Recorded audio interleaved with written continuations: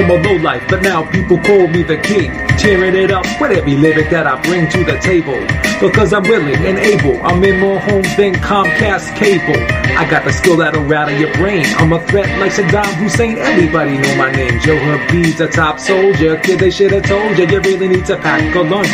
My words hit hard just like a Tyson punch, so give me a chance, I bet you I can make you dance. Show me your girl, I bet you I get in her pants. I'm breaking egos and money is what I'm stacking. Joe Habib on the mic, you know I'm down for action. Shout out to Make Beats Sir and the Beat Smith and the whole Rope-A-Dope radio crew. Yeah.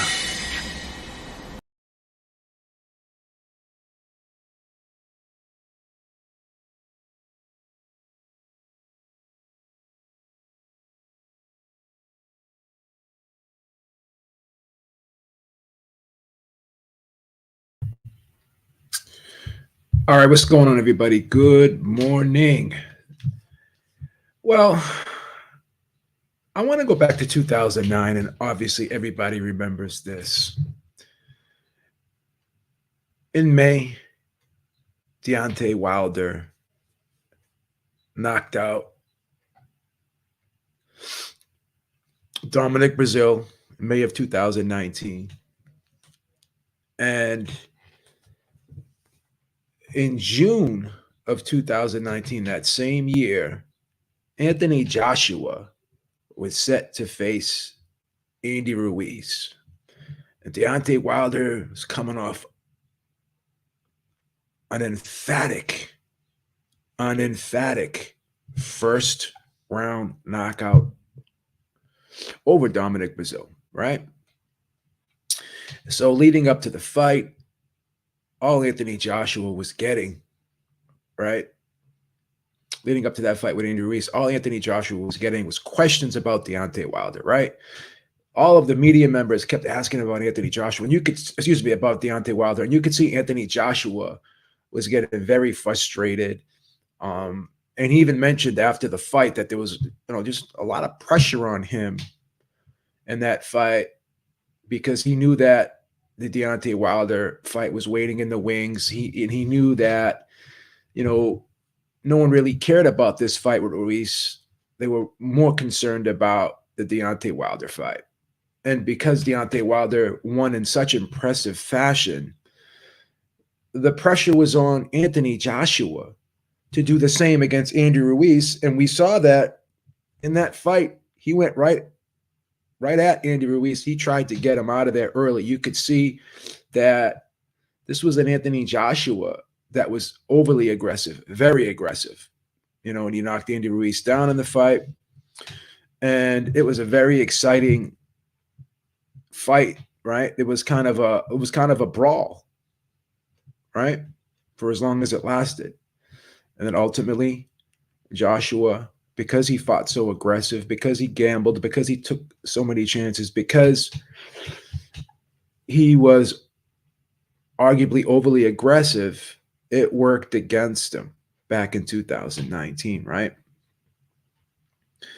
So now we find ourselves in a similar situation where not too long ago, Deontay Wilder blew out Robert Helenius in one round. And as dubious as that was, and I still have questions about it, and I'm not going to go into it too much, but I still have questions about the authenticity. We'll put it mildly. I have questions about that knockout. Regardless, it is what it is. So now we find Anthony Joshua, who hasn't scored a knockout since 2020, right? In over 3 years. He hasn't scored a knockout in over 3 years, right? The last knockout was against Kubrat Pulev, right? So now we're in that similar situation where Deontay Wilder had fought Robert Helenius, blew him out in one round. Now the pressure is on Anthony Joshua because there's gonna be comparisons to Deontay Wilder, and the pressure is going to be on AJ to see if he could come up with a similar result as Deontay Wilder did. And if not, people are going to criticize it, right?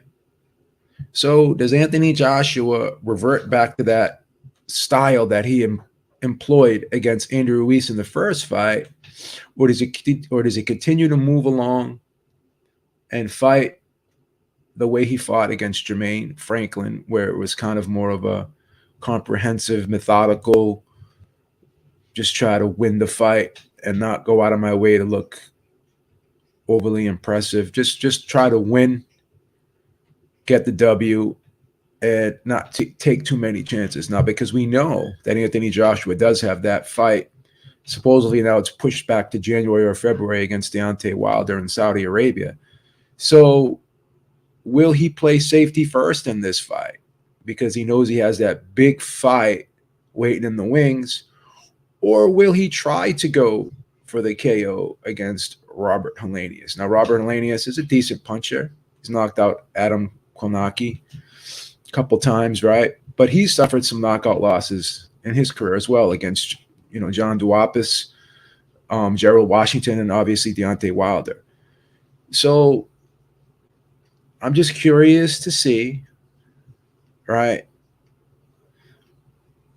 what Anthony Joshua's mindset is going to be going into this fight with Robert Helenius. Will he try to outdo Deontay Wilder, or will he just fight a safety first fight, knowing he's got that big fight waiting in the wings against Deontay Wilder?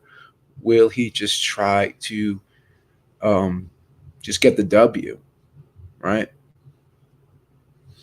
So that's the question I have here, man. That's the question I have here. Is this going to be another 12-round sparring session like the Jermaine Franklin fight was? Or will we get that balls to the walls type, nonstop action type fight that we got against Andrew Ruiz, right? And if Anthony Joshua decides to go on cruise control in this fight, right, and get a uneventful 12-round decision like he did against Jermaine Franklin, will that hurt or help him going into a Deontay Wilder fight, right? Because, again, a lot of people have said, if he fights the way he fought in that Jermaine Franklin fight against Deontay Wilder and lays back, a lot of people made some great points, and I see their arguments. If he lays back like that and is not aggressive, it does not take it to Deontay Wilder, similar in the way that he did not take it to Jermaine Franklin. If he fights that way against Deontay Wilder, does that play into Deontay Wilder's hands? Because Deontay Wilder, if you allow him to be the aggressor and come forward and you just try to wait on him, because Deontay Wilder's got quick feet, he's got decent hand speed, right? If you try to wait on him and try to be the counterpuncher against Deontay Wilder, right? And Anthony Joshua is not. He's a decent counterpuncher, but that's not his game. He's always had the most successes when he's been aggressive, when he's taken it to his opponent. But he has to work off the jab to do that. He can't just throw all caution in the wind and load up with big shots like he did against Andrew Ruiz. So in order to prepare himself for Deontay Wilder, can he have another performance like he had against Jermaine Franklin and continue on with that mindset of the safety first? Because, again, lying back and being safety first against Deontay Wilder, that may not be the best strategy. But also going at Deontay Wilder like he did against Andrew Ruiz, throwing all caution into the wind, that's not the greatest strategy either, if you think about it. So there's got to be some sort of happy medium going into the Deontay Wilder fight, being able to pick and choose your spots, being able to set up those power shots, and definitely trying to use the jab to set up the big right hand and stepping in with the left hook after that right hand. So Joshua's got to find a way to set up those combinations and not just throw one punch at a time like he did against Andy Ruiz, right? But he also can't lay back like he did against Jermaine Franklin.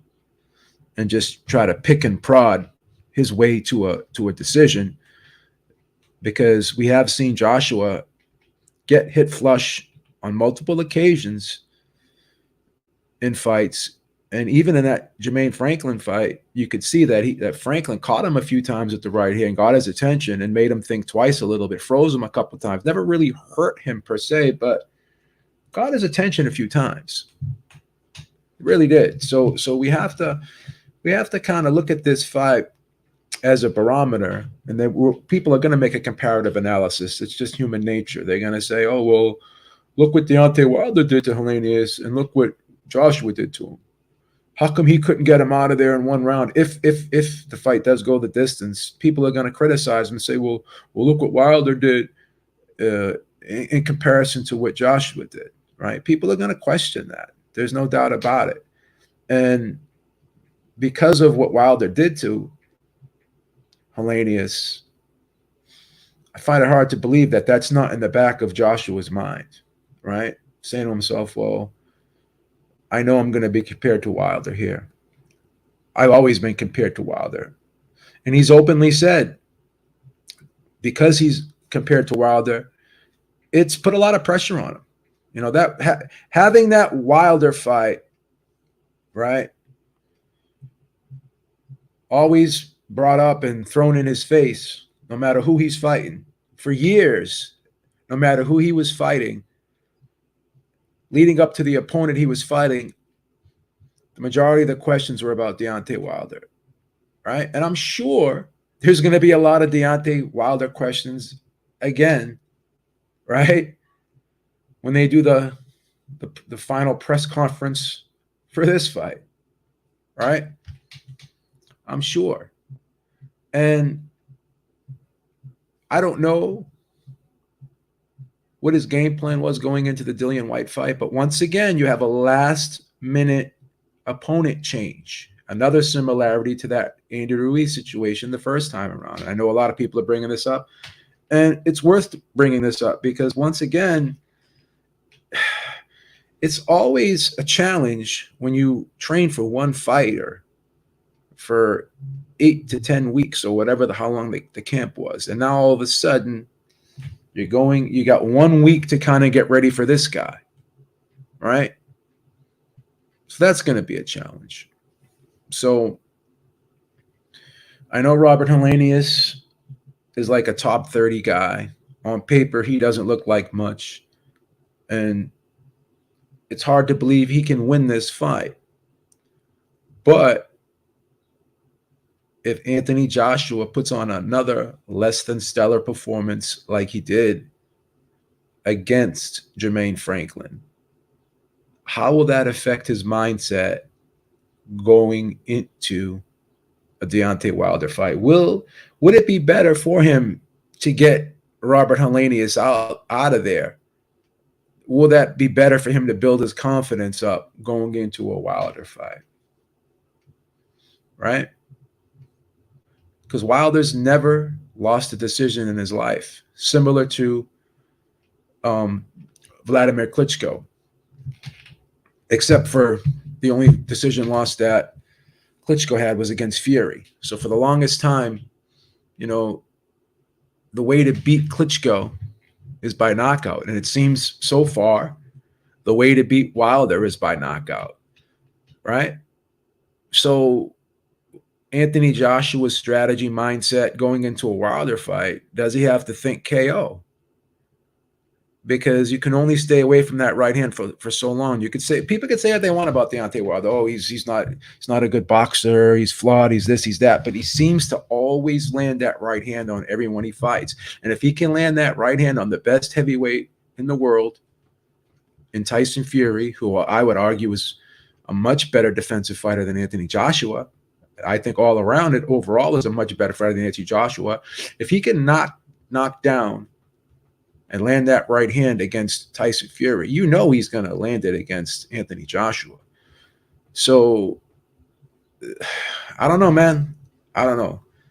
Anthony Joshua is going to have to try and find and muster up and revitalize that killer instinct. And it's going to probably have to start in this fight, in my opinion. I think it would behoove him for him to try to harness that and recover that for this fight, in my opinion. Right? So the pressure is on. Pressure is always on Anthony Joshua because the expectations are so high. Right? When you're at where you could still argue Anthony Joshua is still a top 5, maybe even a top 4 guy, right? You got Fury, you got Usyk, right? Some people have Joshua ahead of Wilder. Some people have Wilder ahead of Joshua, right? So that's, you can make an argument either way. But at the very least, even with all this criticism of Anthony Joshua, we talk about, oh, well, what about the old Anthony Joshua? What about the new, what about the new Anthony Joshua? Like the people talk about all these different versions of Anthony Joshua. But with all that being said, most people still have him at the very least in the top 4. And now that Joe Joyce is coming off of a knockout loss, people were putting Joe Joyce ahead of Joshua. But now I don't think that's the case anymore, right? So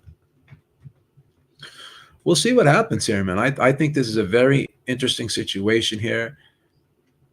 I'll be honest, when I heard about Helenius being the opponent, I wasn't crazy about it. I was hearing David Hayes say that it was going to be Derek Chisora. And I think Derek Chisora did want the fight.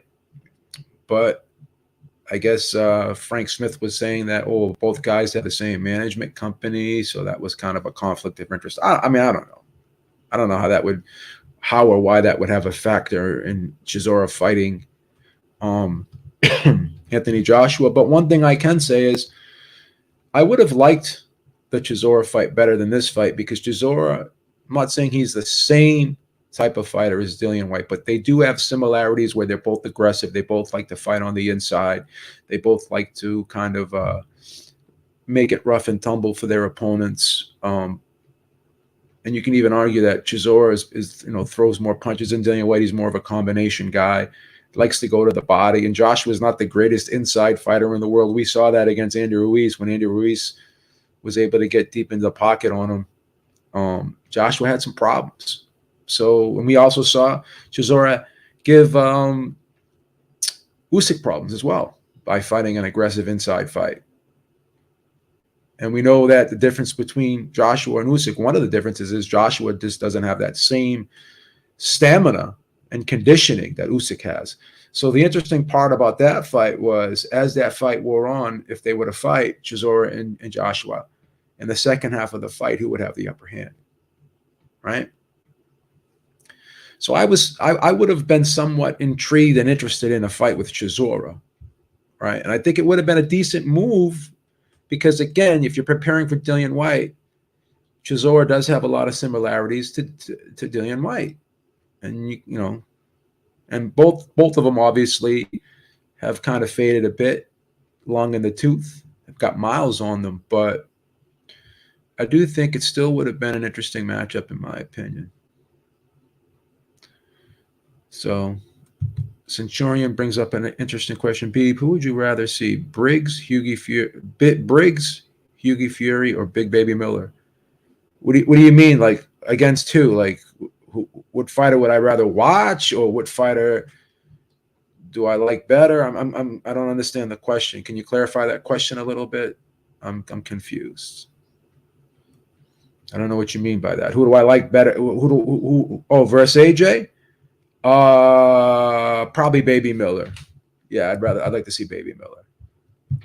I still want to see AJ versus Baby Miller. I still want to see.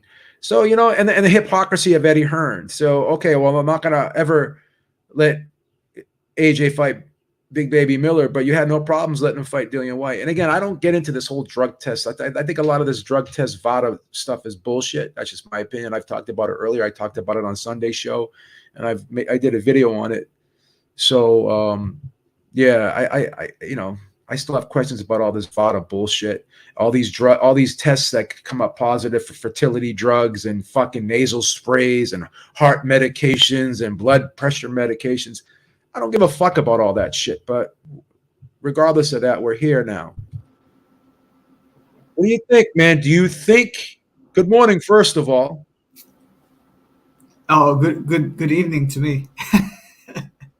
Okay, good evening to you. What are you in New Zealand? You said. Yeah. How's it Oh, going? morning. It is morning, but anyway, it doesn't matter. Did you finish work? Yeah, man, I finished a long time ago. How was work, man? I know I know you're a baller out there. How's work? Busy, dude, busy. What about Busy, you? right? What about you, babes? How are you? I'm doing good, man. I actually took the day off today, so I figured I'd do a video in the morning. You know what I mean? Before I go visit a honey dip. But I'm just trying to relax. Just Hey, trying to yo, relax. AJ is back on with Helenius. So let's dive into this. I'm going to set the stage, and I talked about this earlier. Tell me if this is an interesting plot twist. So you remember back in 2019, in May, Deontay Wilder knocks out Dominic Breazeale in one round, right? I bought that fight on pay-per-view. Okay. So then you remember that, the whole debacle with Big Baby Miller, and then Andy Ruiz is the replacement. Yes. And if you remember leading up to that fight, all everyone was talking about, and all the questions that were asked to Anthony Joshua were about Deontay Wilder, right? And in my opinion, he even confirmed this after the fight, like that being asked about Deontay Wilder, having to always think about that, put a lot of pressure on him. I also think because of Deontay Wilder having that first round knockout, very impressive performance, it almost kind of put some pressure on Anthony Joshua to try to outdo Deontay Wilder. And as a result of it, you could argue maybe he forced the knockout, fought a little overly aggressive, took more chances than normal. And he probably should have just went for the win like he did in the second fight, right? But who knows? People say there was things going on before that fight with Anthony Joshua. I suspect maybe they are true. Some of those rumors are true. But regardless of that, we did see Anthony Joshua kind of try to outdo Deontay Wilder, right? Yeah, he did, of course. So we're in that same situation, or at least a similar situation, where is he going to try to outdo Deontay Wilder again against Robert Helenius? Because once again, this is a replacement opponent last minute. Even closer to the fight than the replacement of Andy Ruiz. Like, this is like a week out, Yeah. right? And also, Helenius was knocked out in one round, just like Breazeale was, right? And Anthony Joshua hasn't scored a knockout since 2020. And if you think about it, the general consensus out there is if Anthony Joshua fought against Deontay Wilder the same way he fought against Jermaine Franklin, that type of game plan would not help him against Deontay Wilder, laying back and allowing, trying to have that safety first type fight. A lot of people are saying that he has to go at Deontay Wilder, or at least try to go at him in a smart way, at least try to be somewhat more aggressive than he was against Jermaine Franklin, right? So what version of Anthony Joshua are we going to see in this fight? Because everyone has these versions. We got the old AJ, the new AJ, the combination of both, the hybrid AJ. What are we going to see here? And is there pressure on AJ to try to outdo Deontay Wilder, to try to get some momentum going into that Wilder fight?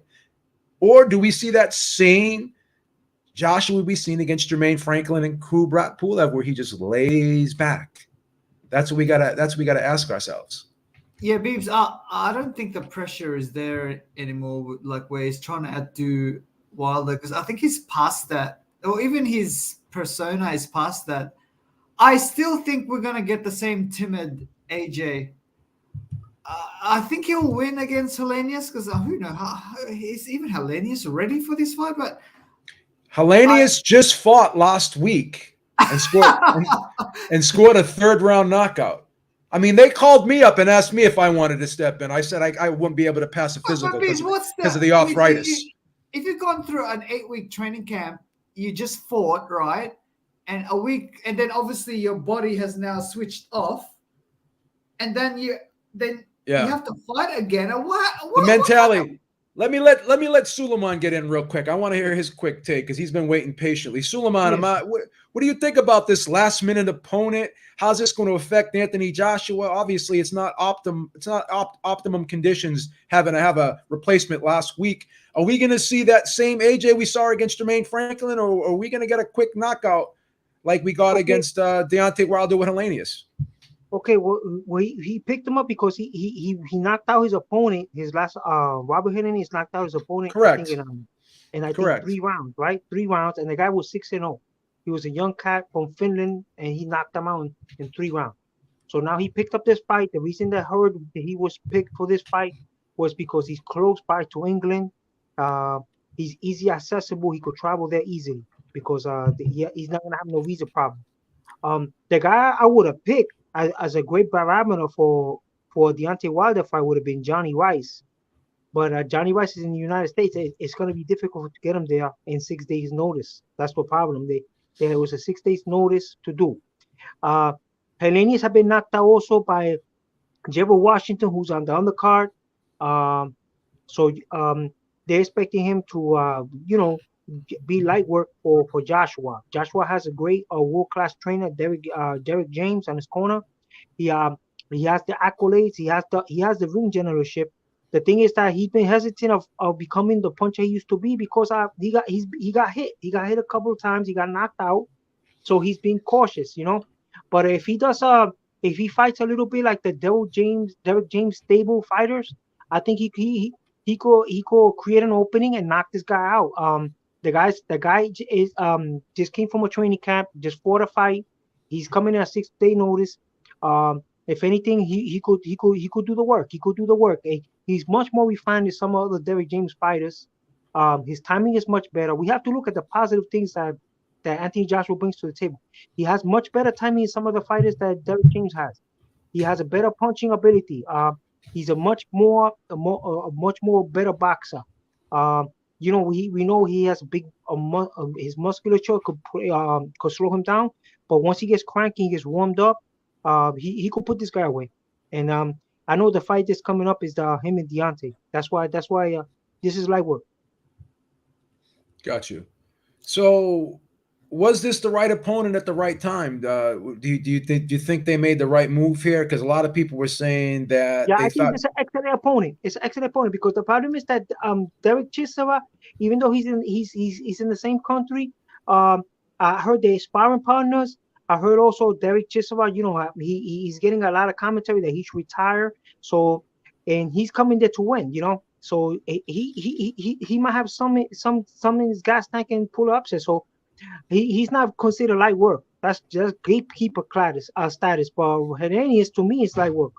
Helenius is like a journeyman. He's going to give yeah, you a couple of good rounds and you're going to tag him. But Chiswa is a high level quality fighter. He has a lot of money. He's been there with everybody. So, you don't want a guy like that come in and create an upset. You know what I'm saying? On a short yeah. week notice because he was training for another opponent. This is the problem with Joshua. Joshua has a problem with substitutes. You know? Yeah, and here's and here's the thing too. Like, people are gonna complain about this fight. They're gonna be critical of this fight, but it's a last minute opponent, and It's not AJ's fault. yeah, it's not AJ's fault. I don't think people should criticize him. The card still is pretty decent. You got Chisora versus Gerald Washington. You got Dempsey McKean versus Hergovich. Those are That's a two good fight. decent. Those are decent fights. Those are good fights. And now they're taking it off pay per view. They're allowing people, the chance to get refunds who have bought tickets. So I don't think Matchroom should get criticized there. I think they handled this perfectly, in my opinion, as best they could under the circumstances. Right? Hey, Beeves, what about this one? Hugo Fury would have been a great choice. Yeah, I agree. If he's ready. Everybody's gonna have their opinion on who AJ should have fought, But and what he got to do is have Hearn set up opponents ahead of time. Like if Hearns would have had other opponents, like I remember we used to have Tom Little. He used to have him in a stable, but I think Tom Little retired, right? yeah, Guys like that that are big, they're rangy fighters. I mean, they like C-class fighters. But they'll keep they'll give you some work. You could do a couple of rounds with them, like Tom Little, the guy that got knocked out, the small one that went for the Ridgeway title, that got knocked out in the first round, Babbage. They could, those guys like that. But I guess he picked out this gentleman, Robert Helenius. The price must have been right.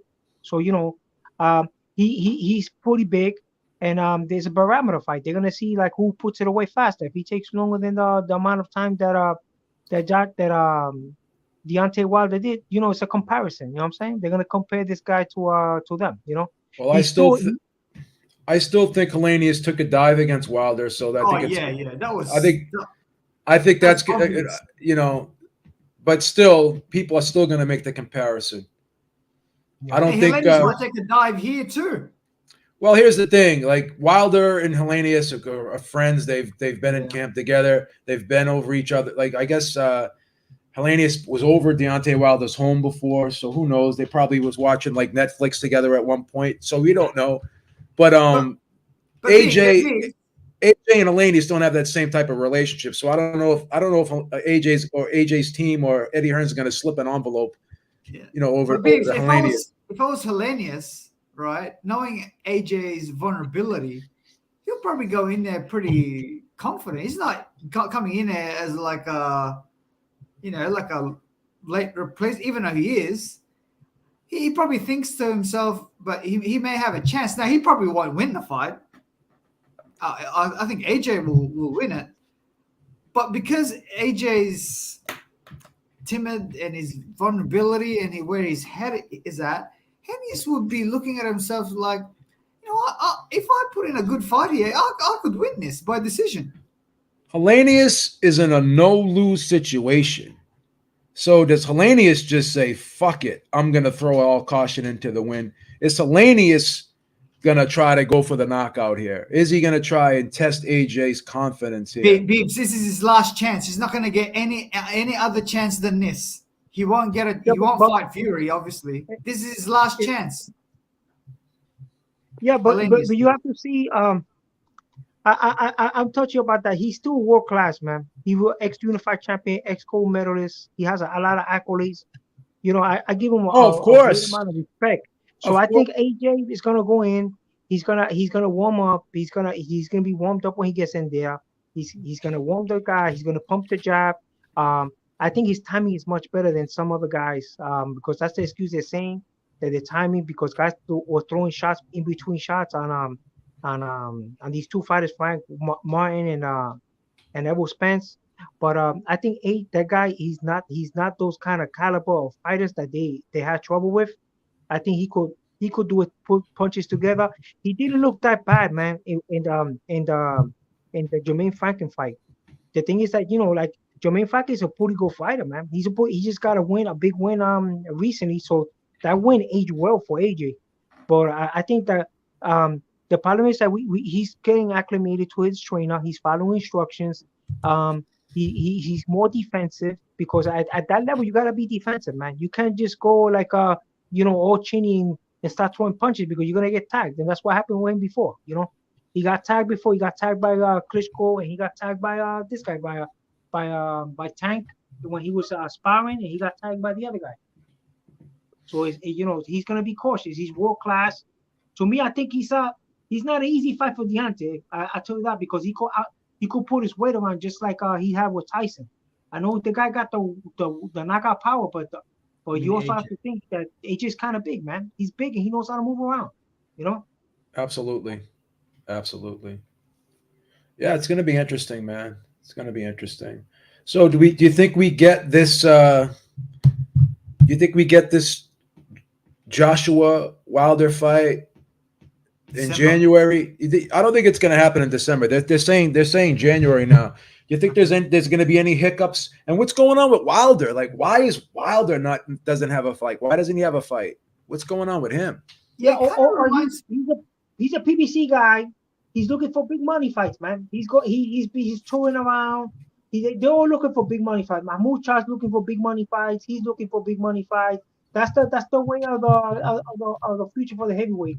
Like, why should I be fighting second opponent and for a little bit of money if I could make it all in one, one good fight? And I mean, those fights with Tyson Fury, he made a lot of money. He's hanging out in the Saudi Arabian area, the Abu Dhabi area over there, trying to see if he can pick up a good deal. Mahmoud Shah's another one. He's in the limelight. He's actually living there. So these guys are all waiting for, they're thinking about the big fight, the big score. That's what they call it, the big score. You know what I mean? So they want to fight guys like. What's up with these PBC fighters, man? They continue to like take these long layoffs, like Andrew Ruiz, They don't have enough Deontay dates. Wilder. That's why. Like I don't know, man. Like Spence. Spence was hard. Like that again. Everyone's like, "Oh, don't make excuses, don't make excuses." But I was saying these things before the fight.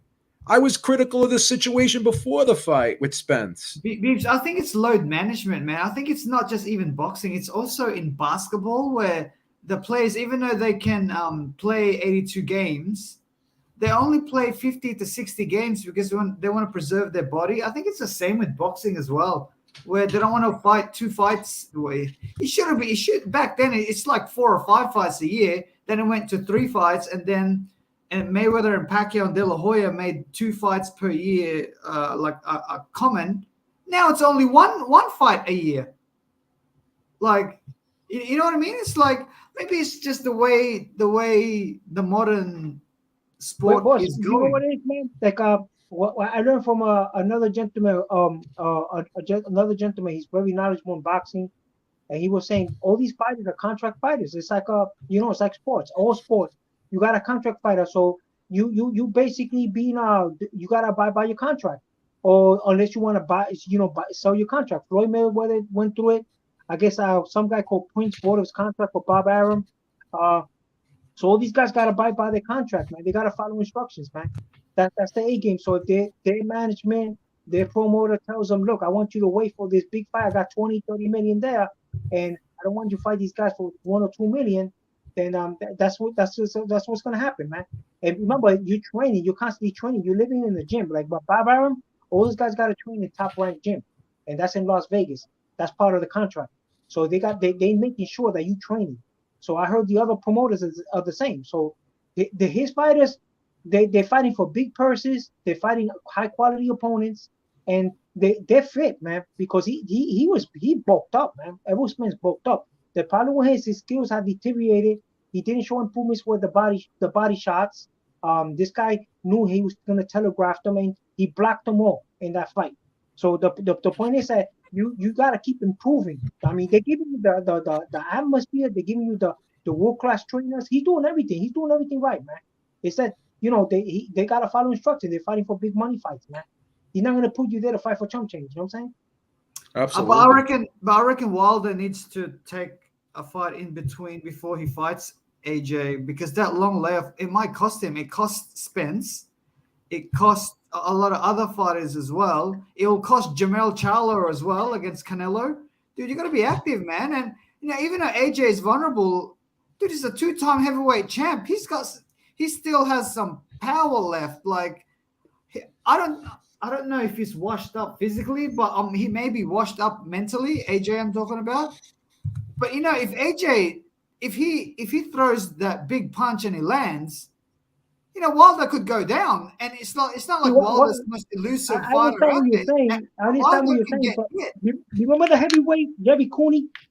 Remember Yes. Jerry Cooney? Jerry Cooney didn't like tune-ups, man. Jerry Cooney was like a big Errol Spence, man. He didn't like tune-ups, bro. He fought when he fought Michael Spinks, he didn't take no tune-ups. He waited, because you got to think about it, man. You're gonna go do a training camp to fight a second-tier opponent that is gonna be he's gonna be 110% to fight you because you're the brand name, you're the name, and one, you're not gonna get paid that good. You could get hurt. This is boxing. The guy could give you a headbutt. Jerry Rice punched one dude, Guido, something like that. I punched him with a right and it opened a cut on his eye, and he won on a cut. Remember that fight, Johnny Rice fight? I don't remember Johnny it, Rice, but yeah, this is heavyweight Johnny Rice, right?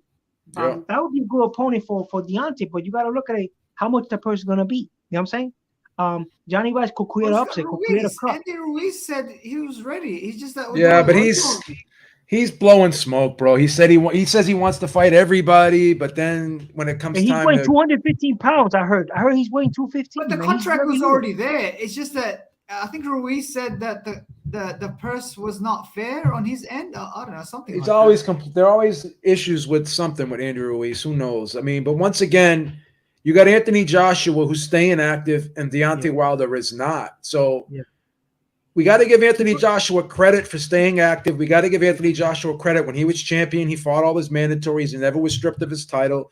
Anthony Joshua whether you love or hate him, he's still a top four or five heavyweight. You can't take that away from him. And you can't take away from the fact that he's always been consistent in the fact that he's always stayed active, right? He's never taken long layoffs. Okay, And I the don't reason- see how this is a good move strategically for Deontay Wilder to not have some type of fight in between before going into a Joshua fight. I don't see how that's going to be beneficial to him. Go ahead. Dude, Go ahead. AJ's resume Okay, in heavyweight I respect division that. I respect that. is So, probably but his first or second best in today. yeah, he Like, is. He is.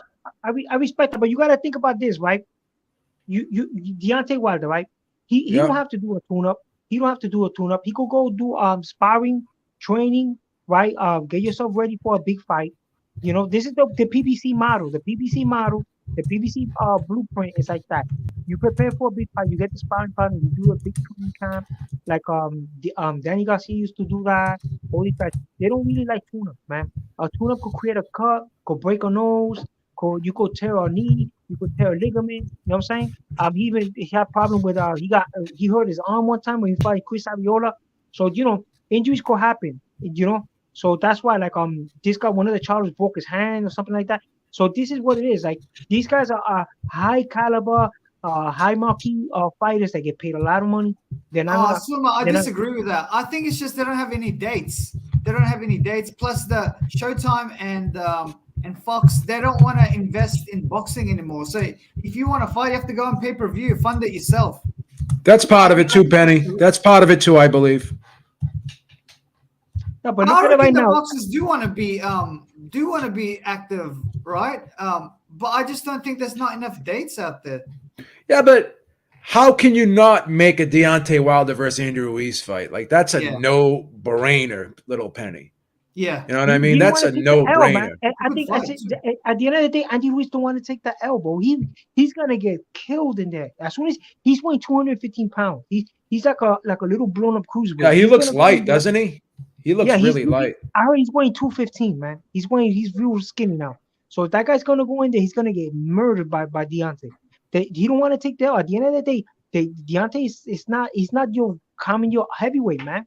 He's not your common heavyweight. So you got to get guys that want to get in the ring with him, man. So a guy like Johnny Rice, let's say if they gave him like $5 million to fight Johnny Rice or something like that, like a $2 million, $3 million purse, that's not going to be enough for him, bro. It's not going to be enough and Johnny Rice is not going to be an easy picking. So this is what it is with Deontay. I couldn't understand why Deontay's the way he is. I couldn't understand why Joshua's taking this opponent now because the true opponent, Pop 30, which was Dillian White. Dillian White Pop 30 it was a rematch fight. Dillian White he's been highly ranked, and he came out, he popped 30. So now he has to use a substitute because they invested the money on the card. But like Deontay's they're not gonna make a little card for him and pay him $2 or $3 million. That's not gonna happen. Like when Terence Crawford before David Evaneson, they pay him $10 million for that fight. You know what I'm saying? It's just what it is, man. They paid that man $10 million to fight the EBU champ. You think that a guy like Deontay's gonna fight for 2 or 3 mil with Johnny Rice? It can't happen, Baba. It's what it is. The boxing has changed in a sense of marketability. You know what I'm saying? No, I agree with you, man. Hey, Beeps, I agree with you about the Zhang one. He was starting to fade a little bit, but the damage is already done. Here's the thing, man. Damage is done. Here's the thing. We're gonna make the same mistake that we always make, and again, we're not taking anything away from Zhang, but the guy fades horribly in the second half of fights. He was starting to fade in that fight. The fight was close on the cards before the stoppage. So the guy busted again, he gets credit for what he did.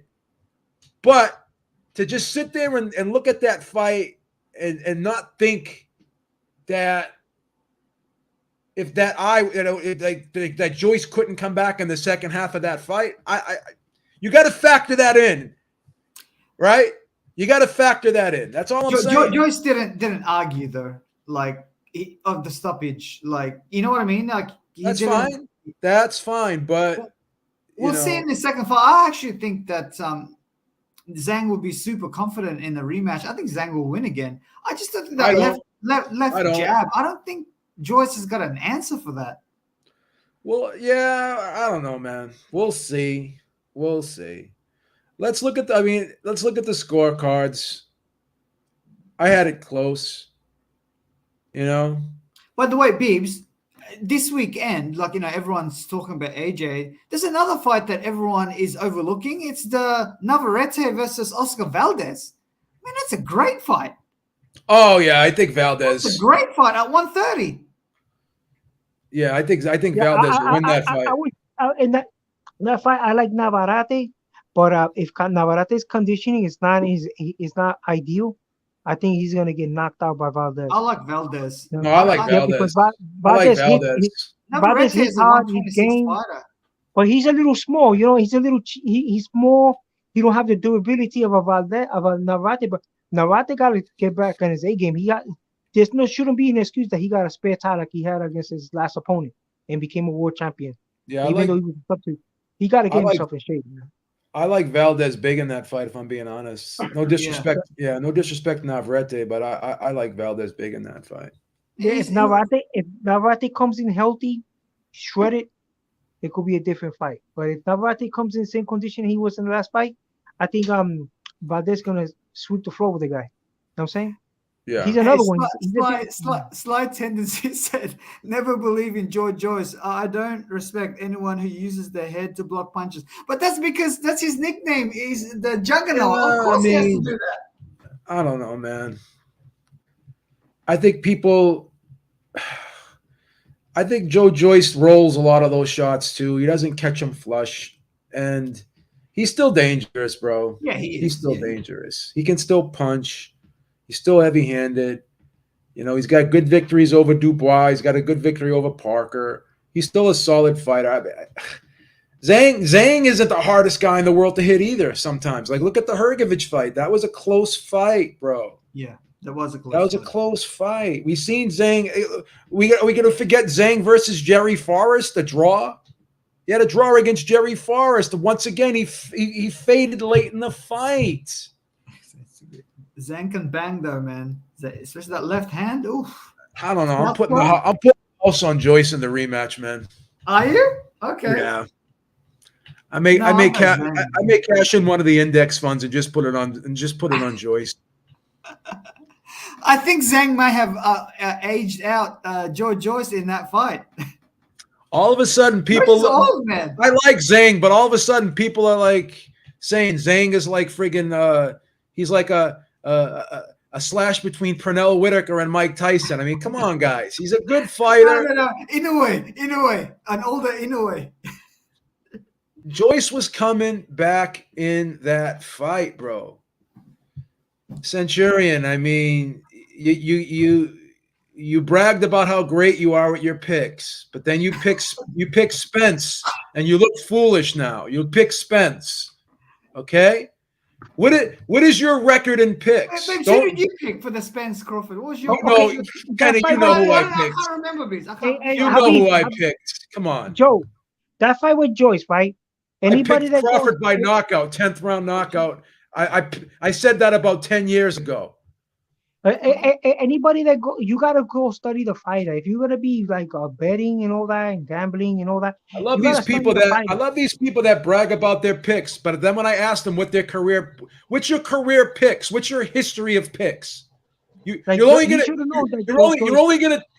tell me what your last 10 picks were because everyone starts over. Once they lose, right? They start over. It's like those fantasy leagues, right? Every year they do a new season, right? That's what people do with their picks. Hey, Biebs, I did an exercise around 2012 because I was thinking, because I follow boxing. I used to follow boxing 24/7 back then, right? And I was thinking, okay, maybe I could become a professional bettor in boxing. So, but before I did that, I did like I had it on an Excel spreadsheet where I would bet. I started with 100,000, right?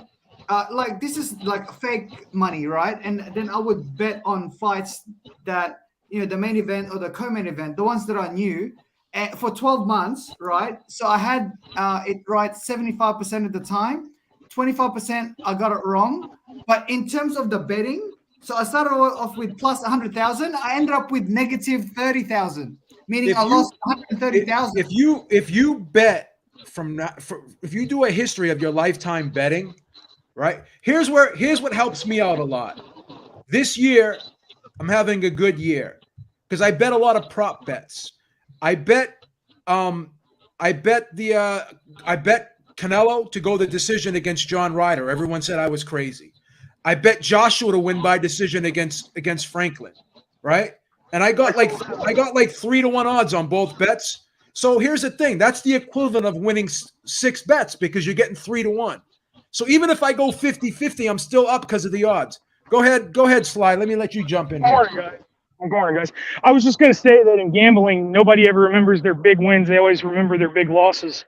Like I never brag about getting picks right, and I usually never talk shit about people that get bets wrong. But from now on, every time Centurion gets a pick wrong, because he's such a braggadocious person, he thinks he's a genius with his picks. He's going to get torched every time. Every time you get a pick wrong, I may even take an AdSense ad out and just post it on an ad that you got it wrong. Centurion's not bad. In fact, you should. No, he's horrible. He's horrible. He's not good, man. He's not good. All he does is brag. All he does is brag when he gets a pick right. He's never put a bet on a fight in his life. I mean, cut it out. I'm sorry, but if you picked, if you pick Spence to knock out Crawford, then you're just a fanboy. You're just a fanboy. Because it was close to 50-50. Some people did think that. So it wasn't. Yeah, but those people, in my opinion, are a part of these like sycophants for Spence. No, but Sly, at Las Vegas odds, it was pretty close. It wasn't like a one-sided. At 140, Terence Crawford was a monster. 140, Terence Crawford knocked out Ndango, right, in 3 rounds. That guy was never the same. He destroyed Ndango at 140 when he became undisputed champ. He fought guys that most of them were undefeated. He beat the living daylights out of the Ortiz guy and some guy called Ortiz who was standing in front of him. He completely outclassed Raimundo Bertan, I think, at 135. At 140, he also knocked out John Molina. He beat the day. Listen, Hank Lundy, all these guys, he devastated him. So everybody knew that if you study the guy and he's coming up in weight, and Terence, and a problem that every Spence has, he telegraphs his shots too much. He never improved. From that. Well, I think though too the problem too is that there was the narrative has always been that Bud is too small and he doesn't fight anybody, and Bud had to freaking practically chop his hand off to get that fight. It took almost 4 years. Go ahead, Joe. Sorry. They had similar. I'm sorry to interrupt you. They had similar resumes. Both fighters' best wins were Brook and fucking Porter, right? And again, no disrespect to any fighter, but Kavaluskas, in my opinion, would beat Danny Garcia, and he would beat Ugas, in my opinion. And you can make an argument Avanesian would do the same. I like Danny Garcia, but he's never been a great welterweight. I like Avanesian and Kavalasquez. Those two guys were serious fighters, and they won. Kavalasquez fights more. He fights more, and this guy Avanesian, when he knocked out Josh Kelly, he became a scarecrow. Nobody wanted to get. When people downplay, when people downplay those guys, all I hear from them is, "Okay, you just think this guy's." You just have a big bias, and it's okay to have a bias, but don't say, "Oh, I'm an expert on and you just pick the same people all the time. Yeah, I mean, especially somebody who's protected. It's social media. Whatever Spence was, right? If you got like a million people saying, "Yo, you're the greatest, you're this, you're that," so and he's hearing that every day, right? He's hearing that every day. Oh, you're great, you're great, you're great. Oh, fantastic, this and all these fanboys, right? So you know what happened? You start to believe it. You start to believe it. Eric asked me, and you could see, I have receipts. Go look at all the videos I did the week of the fight, 2 weeks before the fight, 3 weeks before the fight. And I kept saying, everyone was asking me, "Oh, well, what do you think? What do you think?" And each and every time I would say, the more time that went on leading up to that fight, the more confident I was that Crawford was going to win. Again, people were there in Vegas, and someone was there in Vegas, and they told me that someone did a one-on-one interview with Spence on Wednesday, the Wednesday before the fight, and they said he looked like death warmed over. Oh, you're making excuses, dude. All you gotta do is look at a video of him being interviewed now and compare it to back in 2017, 2018. Yep. You're not gonna fucking tell me being intellectually it wasn't honest. like Habib, you know what I heard, Brandon Habib? Rios, though, where he Habib, you was know what I heard? like a monster. Like Go ahead, I noticed that too at the Okay, at the you press know what's the conference at inside tip weigh-in. on Errol It Spence? wasn't like Brandon Rios or you remember when Brandon Rios when it was at 140 and 135, he looked like you could tell he looked like a skeleton. Here, Yeah. you know what I mean? Ugas is not bad. Again, here we go with the. Who said Ugas was bad? Once again, I think Kavaluskas and Avanesian are better than Ugas. It's my opinion. Okay. I know you want to try. Now you want to go out of your way. Let me finish. Let me finish. I know Centurion, you want to go out of your way to justify why you picked Spence. Take the fucking L, bro. I'm gonna rub it in. I'm gonna rub it in because you're always talking shit when you're right. See, when you talk shit when you're right, this is what you open yourself up to. Now I'm gonna take the knife, put a little extra salt and sodium solution on it. I'm gonna twist that motherfucker, and I'm gonna stick it right in your fucking heart. Because I never talk shit when I get picks right, and I never cry when I get picks wrong. Because I've been doing this too fucking long. It's like the stock market. You know how to play the percentages. They call you Arditi, the daring one. That's little Arditi. They call him, right? Tell him you're Arditi, right, Habib? Habib, check this out, right? The problem with Errol Spence, right? What I heard was that in his training camp, he was going through the Donald Curry syndrome. The Donald Curry syndrome, he procrastinated. He had to cut a lot of weight. He instead of doing the road work ahead of time or all that training, he didn't want to do it. He procrastinated. He felt like he's so great and this guy is small. I'm gonna run through him. Oh, that I'm, like his body attack is gonna be too much for little Terrence and all this thing. So he procrastinated in his training, and that's what it cost him. He listened too much to the social media. Unlike Terrence started doing the social media because they want him to do a little PR, but he's not onto his social media like that. He's more into the training. He's more into with Bo Mac. You know how Bo Mac is. Bo Mac is strict. So you following a regimen. I got to hop off here. My break's over, but I was just going to say real quick. Go ahead, so one of the things that makes me respect Errol Spence a lot is that he's the only person who said, I lost to the better guy. I don't have no excuses. Yeah, I respect that. I trained, and nobody I know that supports him will even remotely. It's now they're saying that his girlfriend spiked his drink and all this shit. So I appreciate. I'm dead serious. There's a video. Himself, right? He lost that fight. Lost that fight because he did it to himself. Go look at it though. There's a video on TikTok of this guy saying that he knows Errol's baby mom or some shit, and that she was arguing with him right before the walkout, and she put something in his drink. But anyway, the only person who ain't making excuses is Errol. So I appreciate that. Listen, I'm out, guys. Have a good night. Day, whatever. Errol Spence procrastinated in his training, right? Like Donald Curry did. He went through the same syndrome because they was comparing him to all-time greats. He thought he's an ATG, but he could have been a better ATG. So now, okay, we all know this, right? So now, the question is, how could you make Errol Spence become a champion again? What he got to do, right? He asked for a step aside, talk to Terrence, ask for a step aside fee. Say, look, I'm gonna sell the contract for the rematch for you. Give me $2 million, right? Because I got a rematch close here. I know I lost every round. I only maybe won one round, right? Maybe the first round I won. I lost out of those 9 rounds. I lost 8 rounds. I got dropped 4 times. You're the better man. You beat me, right? But you want to contract yourself out of this rematch? Give me $2 million, right? And then you could move on to bigger and better things. You could set up a fight with Tank or whoever you want to fight. And me, I'm going to go up to 154, get acclimated to the weight, right? Take a couple of fights, a couple of high contenders, and see if I fight for one of those vacant world titles, right?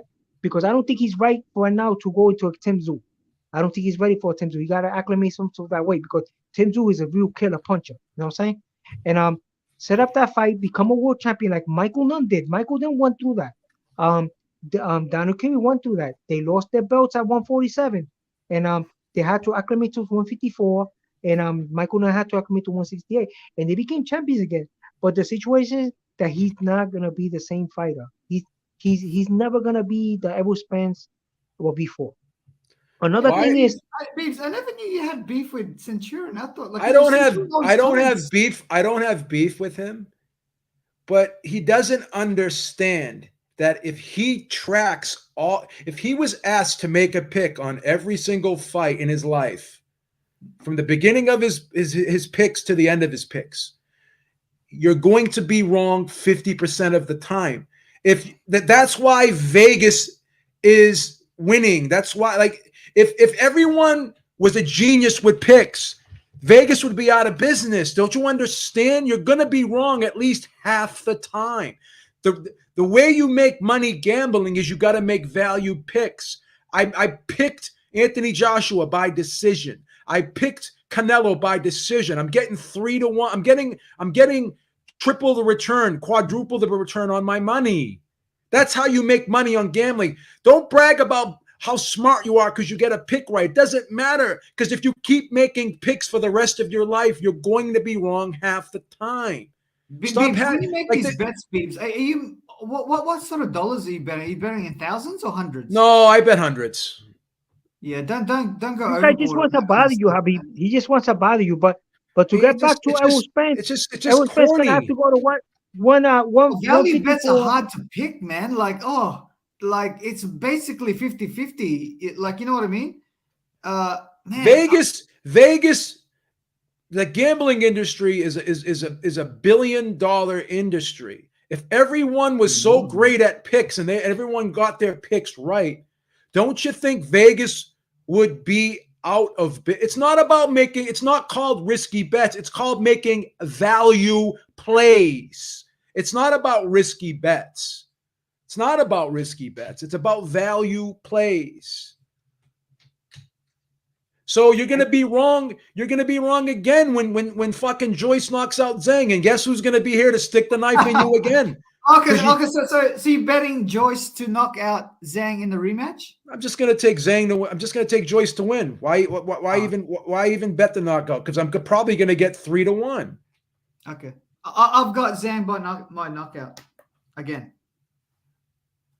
Choosing Joyce over Zhang is not risky. It's not.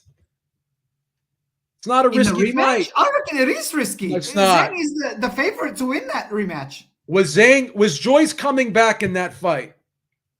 A little bit. Was Zhang fading? Yes, a little bit, yeah. But the damage is already done. Zhang had a draw with Jerry Forrest. He also could have won that fight against Okay, but guess why he lost the Hrgovic fight? Guess why? Yeah. But Hrgovic is good, though. Guess why he lost the Hrgovic fight? What was the reason why he lost the Hrgovic fight? What happened in that fight? Yeah, that always happens every fight. Are we supposed to ignore that he fades in the second half of every fight? But Bibbs, we're just supposed to ignore that? Yeah. If he doesn't stop him in the first 6, it's a fucking different fight. But Bibbs, in the rematch, Zhang is the favorite, which means that if you bet on Joyce, it is risky because he's the underdog, right? The odds makers are telling you. The odds makers are telling you it's risky. Guess what? My third eye that I have, that I look at things that other people don't have, it's not saying it's risky. Okay. It's not a risky fight. This guy's cup prone, but Joyce was cup prone anyway. In the amateurs, he lost a lot of fights. He has got a lot of scar tissue on the right eye. On the right eye. Let's look at the odds for this fight. Let's take a look at the odds for Joyce versus Zhang. I'll be Zhang. Because everybody's making all these predictions. No one's even looked at the odds. No one's even done the research on this fight. But how about the eye? Did he heal okay? Because I thought Zhang beat Hrgovic, but he beat him by the skin of the hair on a rat's ass. It was a razor close fight. You can't get mad at that they gave the fight to Hrgovic. You can't. Hey, Beebs, why don't you bet on Joyce right now? We share your screen and do bet I don't know, $50 or $100 or something. Can't do that. That's against make Centurion happy. The legal team doesn't like when I do that. Use Eric's money. Can't do that. The legal team doesn't like it. Where's the odds? Where's the odds for this fight? When is that fight? Oh, it's, when is that rematch between Joyce and Zhang? What day is that? Or 2 months from now? Well, look at Usyk. Usyk is a minus 1,200 against Dubois. That's crazy. Yeah, man. Okay. It's a risky fight, right? You want to know what the odds are right now in Zhang versus Joyce? Because people are smart like the bee. They know Zhang is a minus 120 and Joyce is a minus 105. So it's the same as Spence and Crawford. Odds. It's the same odds as Spence versus Crawford. It's a pick'em fight. Why is the rematch a pick'em fight? Fucking geniuses. Because people saw that Zhang was fading and Joyce was coming on. It's a pick'em fight. Zhang is a minus 120 and Joyce is a minus 105. Okay? Yeah, it's similar odds to Joyce is not a 3.5 to 1 under. Again, this guy doesn't even do research. He doesn't even do research. What does that say? Yeah. Right? What does that say? Minus 120, minus 105. What does that say? It's a pick'em fight. You're making claims that you don't even research. Why don't we ask Centurion to come on, Beebs? Why don't you invite him? He won't come on. He's a coward. Oh, geez. This guy's been a coward his whole life, man.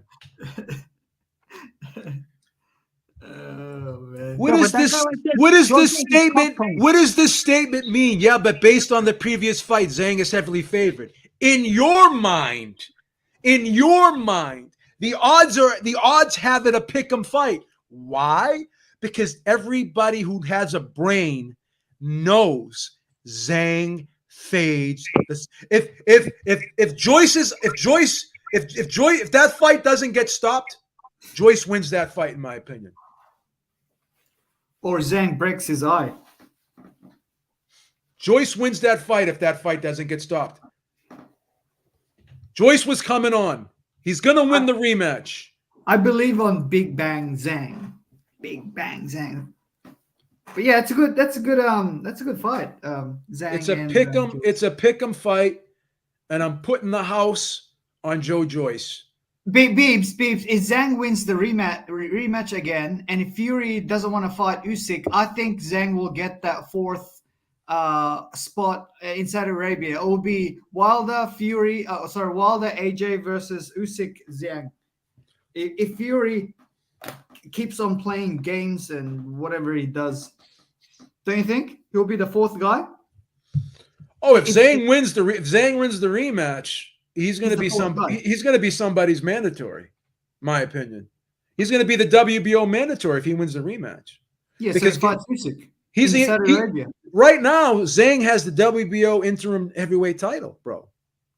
That like Joyce had he had the interim title. Zhang has it right now. If he wins the rematch, he's going to be the mandatory for the WBO. He'll fight Usyk probably. Yeah. Hey, Beebs, Suleiman actually mentioned this earlier. What's Spence's next fight at 154? Who does he fight at 154? Well, is it Bud again? My opinion is there's a good chance this guy retires. Oh, I don't know, man. And let me ask you this: he has a history. Let's look at again. People don't like to look at empirical data. Everyone just ignores empirical data. People don't look at circumstantial evidence. Everyone just puts the blinders on. This guy always takes long layoffs in between fights, even when he wins. He does. So all of a sudden he takes this vicious beating, right? And I talked to ex-commissioner Randy Gordon of the New York State Athletic Commission. And Larry Hazzard personally told him, the commissioner of the New Jersey State Athletic Commission, said if they came to me right now and told me that they wanted to put a rematch on in December, I would not sanction it. That's what Larry Hazzard, the New Jersey State Athletic Commissioner said. And Randy Gordon also said that he talked to other commissioners who said they would not license Spence. I'm going to say something, and again, I'm not wishing bad on anyone. He's going to go through a serious battery of tests. They're going to look at Errol Spence now. Anyone who's trying to, anywhere he goes to get to go to fight and get sanctioned for a fight and get licensed for a fight. Anywhere he goes right now, they're going to be looking at him under a microscope with a fine-tooth comb, and it's going to be a challenge for him to get sanctioned again. He's going to have to take at least a year off. And let me ask you this, because he has a history of taking a long time off in between fights, even when he wins. So automatically, we're just going to go against the empirical data and the history. And we're just going to ignore the history of Spence. And automatically, we're supposed to assume he's going to jump back in the ring. He's going to be ready to jump back in the ring in December? Get the fuck out. And he's probably, at the very least, going to take a year off. That's number one. Right? That's number one. He's going to take a year off. That's number one. And do you think Terence Crawford's going to sit there and wait around for him? Nah. Get the fuck out of here, man. So that's exactly what I was saying. So that means if Terence Crawford's team goes to this guy because he has a contract for the rematch and says to him, look, we give you $2 million. Like, well, they're not going to give him $2 million to step aside. That's too much. But that's why now he'll give him something like that because he wants to make the Tank Davis fight. Him and Tank Davis, that'd be a humongous pay. Who? Tank Davis? Tank Davis at 147. No, Tank Davis and Crawford. Well, that's never going to happen. Yeah, that's what I'm saying. Yeah, that's never going to happen. Why wouldn't it? You got a better chance. You got a better chance of seeing Jesus Christ come off the cross and fight the devil. Yeah, but Durant jumped up and fought this guy. I know he had to fight. Suleiman, I'm sorry. I just respectfully disagree with that fight. It's just not a bad idea. Like, because Tank fought at 140 and he knocked out Barrios, and Barrios survived. Sell me this fight. Sell me this fight, Suleiman. How are they going to do it? Okay, Pacquiao De La Hoya, like that. Okay, he sends the negotiation. He sends out the negotiations, right? He asks this guy if he's gonna come up to fight because he said he will knock out Terence Crawford in 6 rounds. He said that before. He was recorded saying that. So they negotiate the fight. They make the fight a big pay-per-view event. He's coming up. He's a southpaw too, just like he has skills, asset. He fights small. He's very cagey. It's gonna be a high fight, a revenue fight because they both. He's undisputed at 147, and this guy's a pay-per-view star. He's gonna come up. He's gonna do a bid to get the undisputed 147-pound belt. All he gotta do is buy out the contract for the rematch wherever Spence. That's why I bet you that fight will do more than 1.2 million pay-per-view buys. So he's gonna cover the loss. He can work out. Look, I'm gonna cover $1 million, and you cover $1 million for the buy of the contract forever. Like here's the problem. Here's the problem with that. If Tank Davis's team asked for a rehydration clause with Ryan Garcia, they asked for a rehydration clause with Mario Barrios. That in order to fight Terence Crawford, they're probably going to ask him to cut off one of his legs and one of his testicles just to get him in the ring. Okay, but he's beating for the 147. So if this guy says no, there's no rematch, there's no rehydration clause, none of that. He is like a legit, straight down the line, legit. Yeah, but they'll never do that. History tells us they won't do that. But he's missing out. Tank Davis is going to miss out on 2 things. He's going to miss out at a guy that he claims he could beat in 6 rounds. He could never beat Crawford. No, I don't think he needs to pay out, Bud, because the rematch clause is on the loser. No, it was Spence. All Bud has to do is just wait for Spence. If Bud really wanted to get out of that rematch clause with Spence, all he has to do is say it's got to be at 147 again, and Spence would turn it down. Correct. It would be that simple. It would be that simple. Yeah, that's what he's got to do. He got the nutritionist. He don't have to move up to 154. I think that's career suicide for Bud. Now Spence Bud gotta stay at 147, man. Spence, I'm gonna tell you something, and I agree with Floyd Mayweather on this. Spence will probably even have a hard time making 154. I'm gonna tell you why. In the amateurs, welterweight is 152 pounds, right? Spence turned pro at 154, right? Back in 2017, when he was being interviewed before the Kell Brook fight, and they asked him, well, Kell Brook's coming down from 160.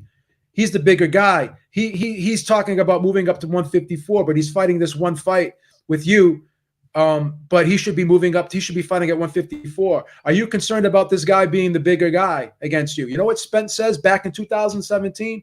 Oh, no. Oh, let me finish it. Let me finish it. You got to let me land the plane, brother. Let me finish it. So he goes like this. He goes, well, I'm not concerned about him being the bigger guy because I'm a big welterweight myself. I'm walking around at 175 pounds. Back in 2017 saying that. The longer this fight took to make and again, people, excuses. No, this is fucking fact.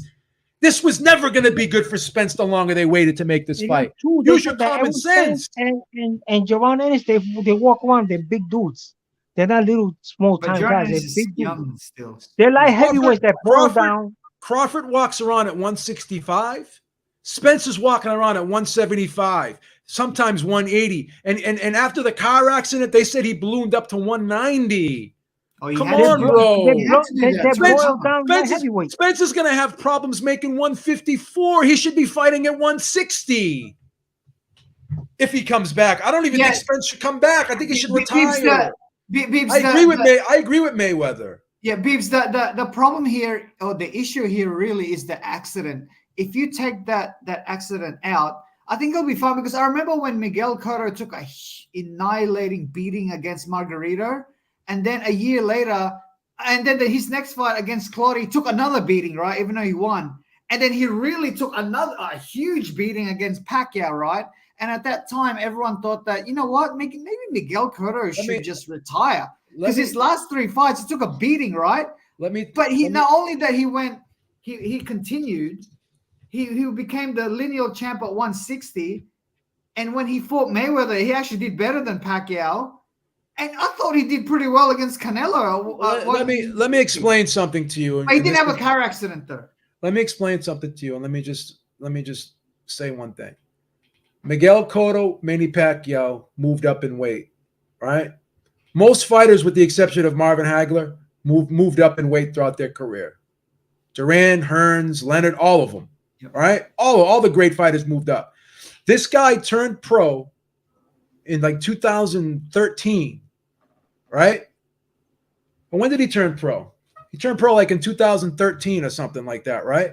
This guy earlier, because he went to 2008 Olympics, didn't he? No, 12. Went to 2012 Olympics. So he turned pro in 2013. He's been at one weight class for 10 years. And he probably should have never ever fought at 147 anyways. The reason why he fought at 147 was because it was a money division. That's where the money was.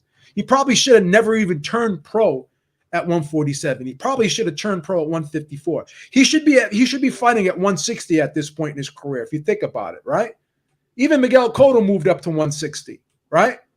So when you look at this, and then you factor in the car accident, and then people, the Danny Garcia fight. What about? He still didn't look 100% against Danny Garcia. He still didn't look 100% against Ugas, but he was that much better than those guys that he was able to win. There was still some questions in those fights that you know. And here's the thing: if you're constantly killing yourself to make weight, and you're dehydrating yourself to dangerous levels, the last part of your body to get fully rehydrated is your brain. And you could argue over those years, he never was fully hydrated in those fights 100%, right? That's number one. Number two, you could say, oh, okay, he was cleared after the car accident. But there could have been some underlying injuries there that maybe were not as pronounced, but over time got worse because of the constant dehydration, because of getting hit in the head. You know, and he ought to detach retina. Why did he get a detached retina? Because once again, like the sparring, the sparring and the you know, you could say that, you know, because his body has been weakened for over the years from having to be strained to make the weight. He couldn't brace himself for the punch, so his head was jarred so hard that the retina detached. All these things, again, these are just speculation, but everything plays a part, right? So the car accident, there could have been some issues after the car accident, but they weren't as pronounced at the time. But over time, they have worsened, and they've been exacerbated because of the strain of having to make weight and just the sheer wear and tear of getting hit in the head over and over again. Yeah, I agree with that. Yeah. So again, he's never going to get better. He's going to continue to get worse the longer he fights, right? Mm-hmm. He'll always be a worse version of what he once was. And it's going to be magnified at this point because the damage that's already been done is just going to continue to spiral downward, and it's not going to get better. It's only going to get worse. So the longer he fights, the worse it's going to be for him in his post-fight life. And he's got to take a look at that. Is it like he's made enough money where he doesn't have to fight anymore? Oh, yeah. So what is the sense of continuing to fight? Is it just going to be ego? Is it just going to be pride? Or is it going to be, or are you're going to risk making more money, which you could still probably make a lot more money, but at what cost do you want to do that? These are serious questions. These are serious fucking questions. Yeah, true. Bibbs, he was the A-side to that Crawford fight that did 675 pay-per-views.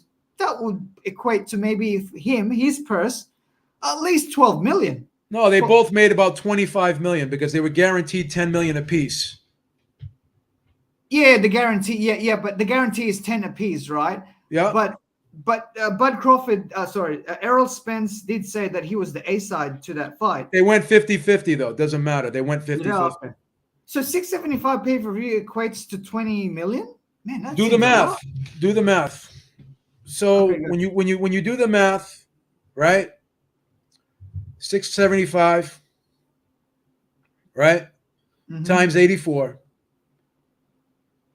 That's 56,700,000. So you give 40% to the cable company, 10% to the distributor, right? Okay. So you divide that by 2, right? That's 28,353,000 that they divide, right? Then you divide that by 2.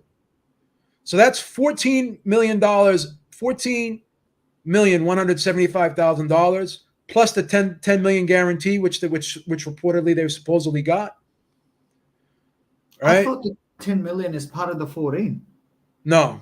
So these guys made close to 25 million apiece. Okay. Which is a monster payday. Yeah, it is. Which is a monster payday. And Spence made some money on the fight with Ugas, Danny Garcia, and Sean Porter. And you can say whatever you want, right? He's got enough money. About they only did 675. But this fight generated $21 million. Well, someone asked me, what about the gate? The fighters usually don't, more often than not, don't get a percentage of the gate. Sometimes they do. A lot of times the gate goes to the promoter and obviously the arena gets a percentage of the gate, whatever. Yeah. So this was like so let's look at the pay-per-view revenue we got here. We got $28 million in pay-per-view revenue. No, I'm sorry. I apologize. How much we get in pay-per-view revenue? We got $700 million. So 56,700 million, right? Plus the $21 million live gate. This was close to an $80 million fight. You know? And if you want to look at it, and again, I'm not trying to throw shade on the UK. But Joshua versus Klitschko, right? Joshua versus Klitschko, they sold 90,000 seats in that stadium, but that gate was only $11 million, like $12 million gate. Because once again, you're comparing ticket prices that are like 5 times less than they are in the United States. Same thing with the pay-per-view. So that's why Eddie Hearn is in America doing fights and promoting fights in America. You can't make it. None of the highest grossing fights of all time have ever been anywhere but the United States because of the economy we have over here. It's just a fact. Oh, you're being no, I'm not being xenophobic. It's a fact, bro. If you know how to do arithmetic and you know economics and you have a brain, you'll just factor this in. It's interesting that in the all-time revenue in boxing, I think Mayweather's got the top 3, right? So he's top got Mayweather, 4. Top 4.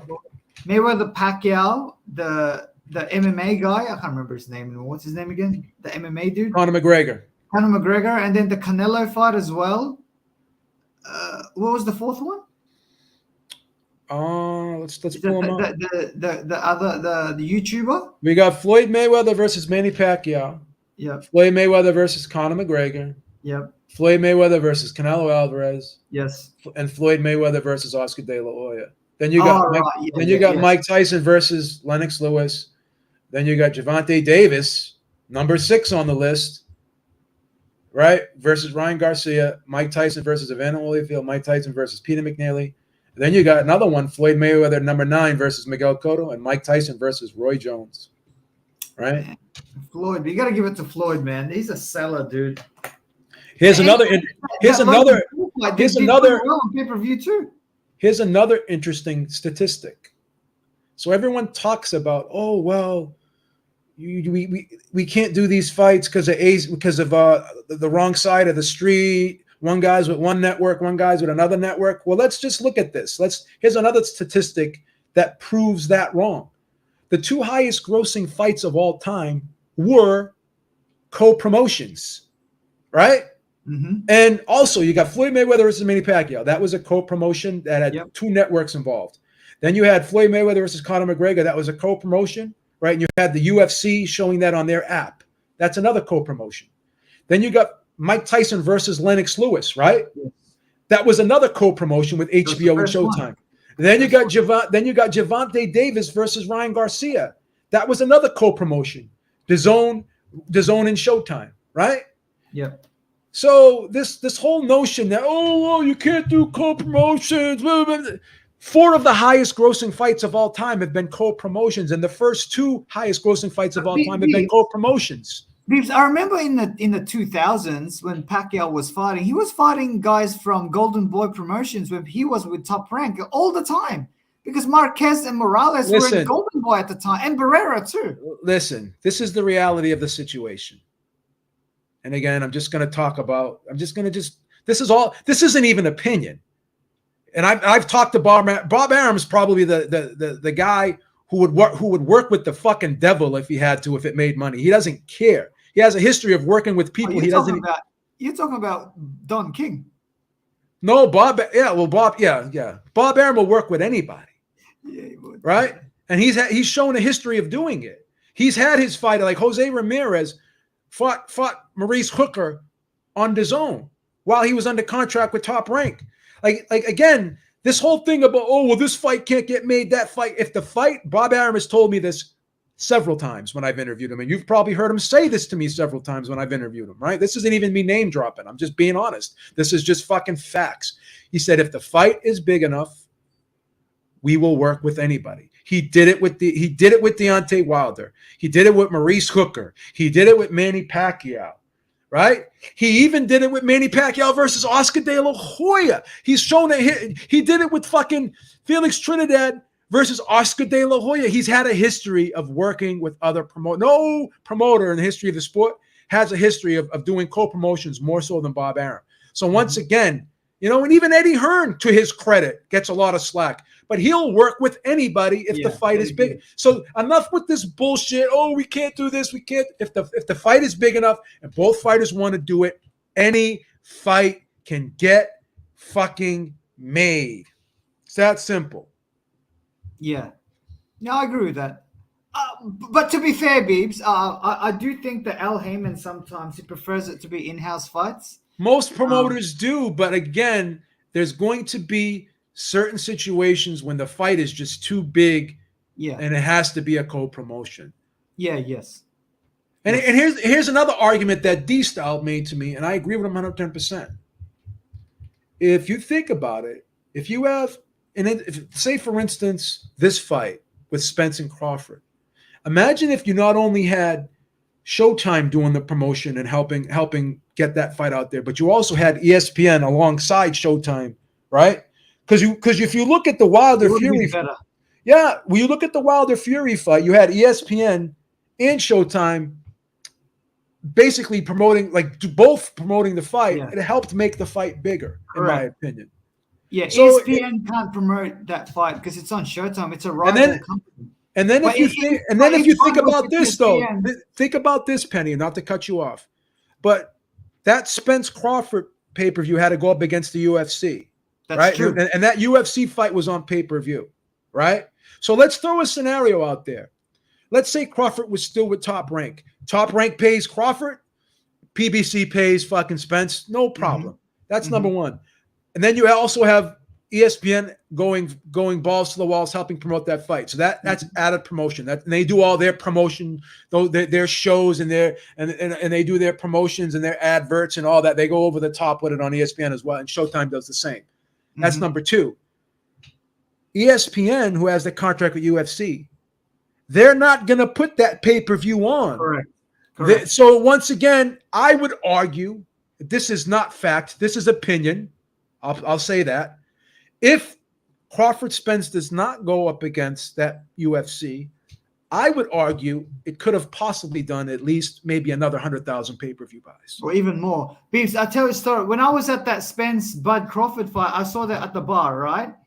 And as you were saying, UFC was there too. So I was there, right? So there was about 100 people at the bar. 70 people were watching UFC. About 30 people were watching boxing.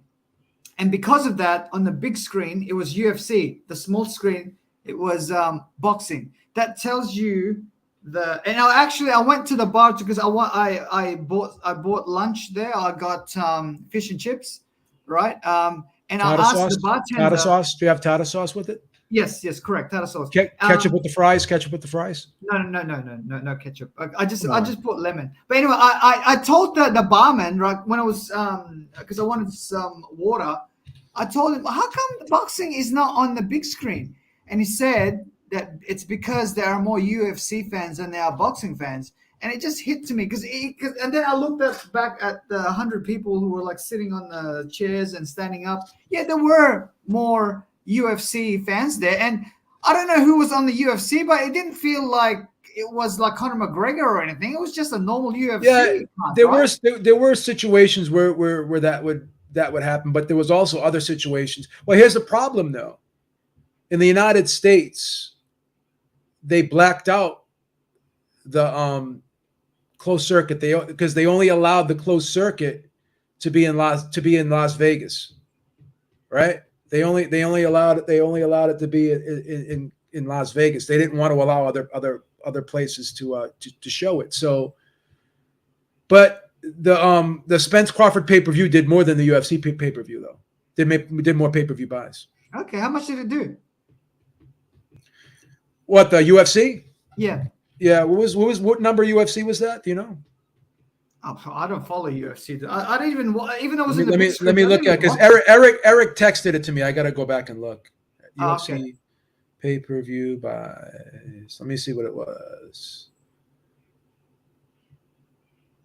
I gotta admit, Beeps, when I was at the bar, the UFC fans were more louder than the boxing fans because I think. Where were you in New Zealand? Yeah. Yeah, in America, I do think that this fight had more of a buzz, but I could be wrong. What was it? Beeps, this is the state of boxing, Beeps, right? This is where the state of boxing is, and this is the reason. This is the reason why the boxers today they should start fighting each other when the fans want to see them, and because Canelo Alvarez, Beeps, is not even fighting on he's not even fighting on the Mexican Independence Day, right? He's fighting on September 30th because there's a UFC pay-per-view at that same time, right? Yeah. See that's where the state of boxing is, dude. Canelo Alvarez 3-4 years ago, he wouldn't even if there was a UFC card on that date, he would automatically say, who cares about the UFC? Like, because boxing owns that date, but not anymore. Not anymore. UFC, dude, the UFC's got a lot of not only got a lot of hardcore fans, they've got a lot of what do you call them? Like those everyday fans? What's the casual fans? Yeah, they have a lot of casual fans. Whereas boxing fans, they only have hardcore fans. They don't have casual fans. Yeah. Didn't it surprise you that Canelo didn't want to go up against UFC on Mexican Independence Day? That really surprised me. That was the zone's choice, I believe. Isn't that fight with Charlo? Isn't that on Showtime?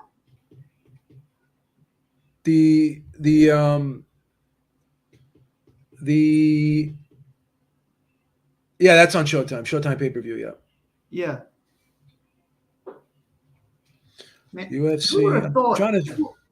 Bibbs, who would have thought 5 years ago that a Mexican superstar would bow down to UFC on Mexican Independence Day? That's unheard of, man. Like, I don't know, man. That shows you where boxing is at the moment, man. Like, damn. When was that fight? August 29th? I'm trying to get those pay-per-view numbers. Oh, okay. I'm curious to see. Oh, it was Poirier Gaethje. That was UFC 291. Okay, so let me find UFC So, 291. Bibbs, your best friend Centurion says, not to get racial, but in USA, white folks watch more UFC than boxing. It's around the world too. Because I noticed that in the bar that I was at, most of those 70% UFC fans, they're all white. And All right, so let me see. What are the numbers? by the way, pugilism, you are right. Boxing will never die. I agree with that. They've been saying that even when Muhammad Ali was fighting in the 60s. So the UFC pay-per-view card they're saying did let me see. Saying they did like 500,000 pay-per-view buys. So they did. But Bibbs, considering that it's not like a major UFC fight, like, it's not like like a major, like, to do 500,000, whereas boxing, Spence and Bud were major stars, right? And he only did 650. You could say that the UFC they really won that night. Well, they had a weaker. In fairness to UFC, they had a much weaker card. Like if John Jones was on that card, then you could argue John Jones's next pay-per-view could reach 1 million. But UFC, when they do their pay-per-view numbers, they do something different than they do here in boxing. They do their global numbers. They release global numbers like the Zone does. They don't release domestic numbers. So when you look at that 675 number, that's only United States. Correct. And Canada.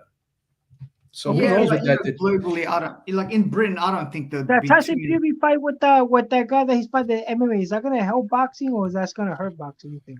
I don't think it's going to do anything really. No, neither. So when you look at the total revenue, I guess they're saying that the UFC fight on pay-per-view generated 40 million in comparison to this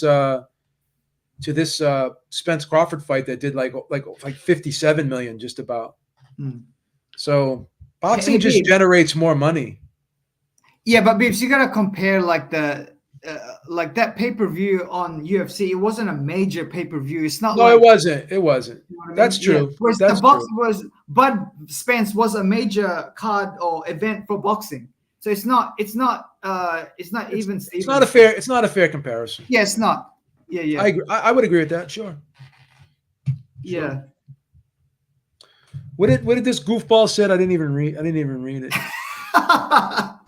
It's a problem is all kids today don't have the patience. Boxing takes 3 rounds to start a real action. Yeah, I agree with that too. Because Beams, I agree with Centurion because even nowadays I can't even watch basketball anymore, like from start to finish.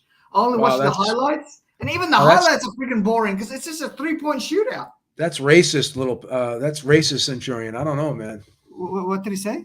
What? I'm just busting his balls because I like fucking with him because he gets all like mad when I fuck with him.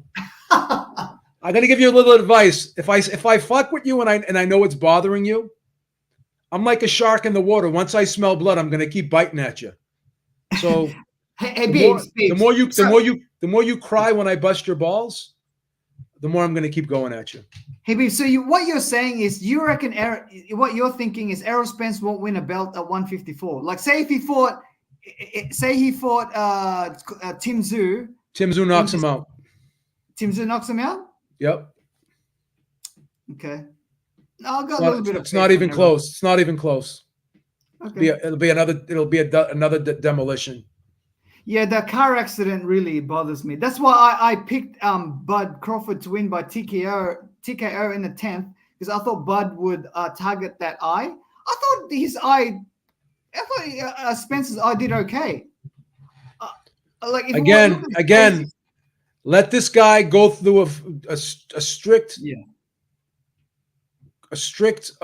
medical exam, and let's see what happens. That's all I'm saying. Beeps, I didn't agree about the ref stopping the fight. I think in the 4th round, like he went to check Errol's face, and then the crowd started booing. It kind of like same thing they did to Deontay Wilder against Ortiz in the first fight. Then what the hell was that? Did you remember that? Yeah. That's a PBC thing. Something was wrong. I always, you can go back to 2018. I always said Crawford would win, but never in my wildest dreams did I ever think, if you told me that this is how this fight would play out. I tell people all the time, I suspected this fight. I always thought Crawford would knock him out, but I always thought like the fight would play out like the Crawford Porter fight played out, where it was close the first 6 rounds, and then afterwards Crawford pulled away. I always thought that the first half of the fight would be somewhat competitive, maybe nip and tuck, and I thought Crawford would pull away in the second half. This fight was like it was a demolition from the second round on.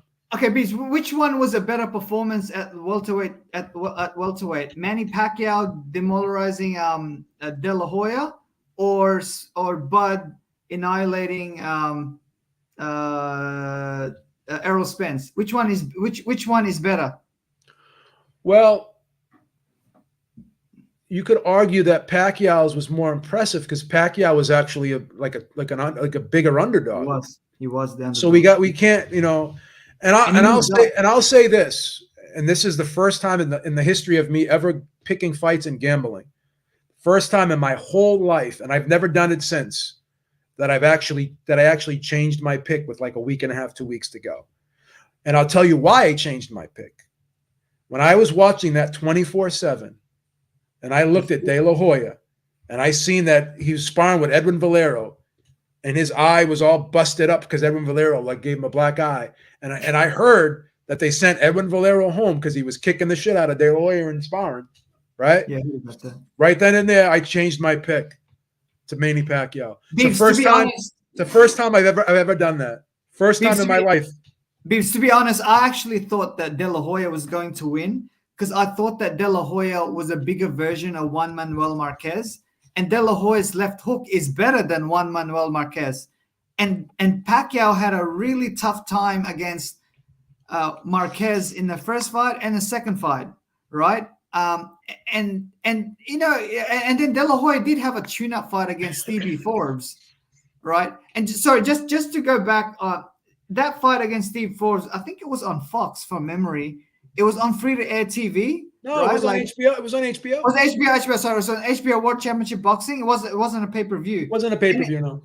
And it did like 15, it did crazy numbers. It did like 12, 15 million or something, right? And then if you fast forward 15 years later on some of these HBO or Showtime on free-to-air TV, or not on pay-per-view, it would only do like 3-4 million views. So that tells you, like back then, boxing was more popular back then. And Stevie Forbes wasn't yes and no. And I'll tell you what the difference is, Little Penny. Never in the history of the sport have you ever been able to watch boxing on so many different platforms as you are today. True.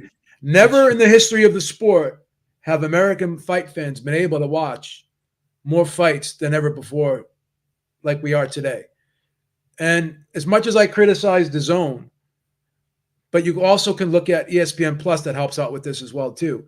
You're able to see fights in Japan. You're able to see fights in the UK. You're able to see fights in Europe that you would never be able to see back in those days of the HBO Showtime days. So digital media has helped boxers as a whole because it's brought more money into the sport for the fighters. That's number one. And also as a boxing fan, we've never been able to watch more fights as have had the ability and the accessibility to watch more fights now than ever before in the history of the sport. So when people say boxing is dying, it's not as popular as it once was, that's a misnomer. I 100% disagree with that. Yeah, I More fighters today are making seven-figure paydays, six-figure paydays than ever before in the history of the sport. But I think from a fan's point of view, Beeps, the boxing fans, there are less boxing fans now than there were, say, 30 years ago. Not Or even sure. 20 years ago. Worldwide, maybe in the United States, I would argue that. Worldwide, Around no. the world too, I reckon. No, well, boxing is like one of the. Or maybe the Western countries. There's some boxing. Beeps, there's some boxing- countries in Scandinavia where boxing is banned. Is boxing popular in New Zealand right now? I would say UFC is more popular. Okay. In Mexico, what's more popular? Yeah, it's boxing. Yeah, In Japan, what's more popular? probably boxing. Yeah. In the UK, what's more popular? I don't know. I'm not Easily boxing. Maestro can probably answer that question. In Russia, But what's more popular? In the Ukraine, what's more popular? As a Ukraine whole, boxing. as a whole, globally, boxing is much more popular than MMA and the UFC. You could argue boxing's probably in the top 4 or 5 most popular sports in the world globally. Look how many there's over maybe 10 to 12,000 registered boxers in the world today. You know how many MMA fighters there are? There's like fucking 2,000 globally. I mean, it's a much bigger sport than and this is no knock on MMA. This is no knock on UFC. I'm just reporting facts, statistical numbers.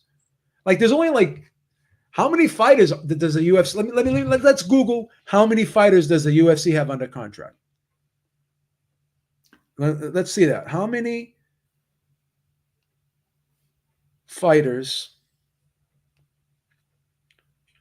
are in the UFC? Let's see. Okay.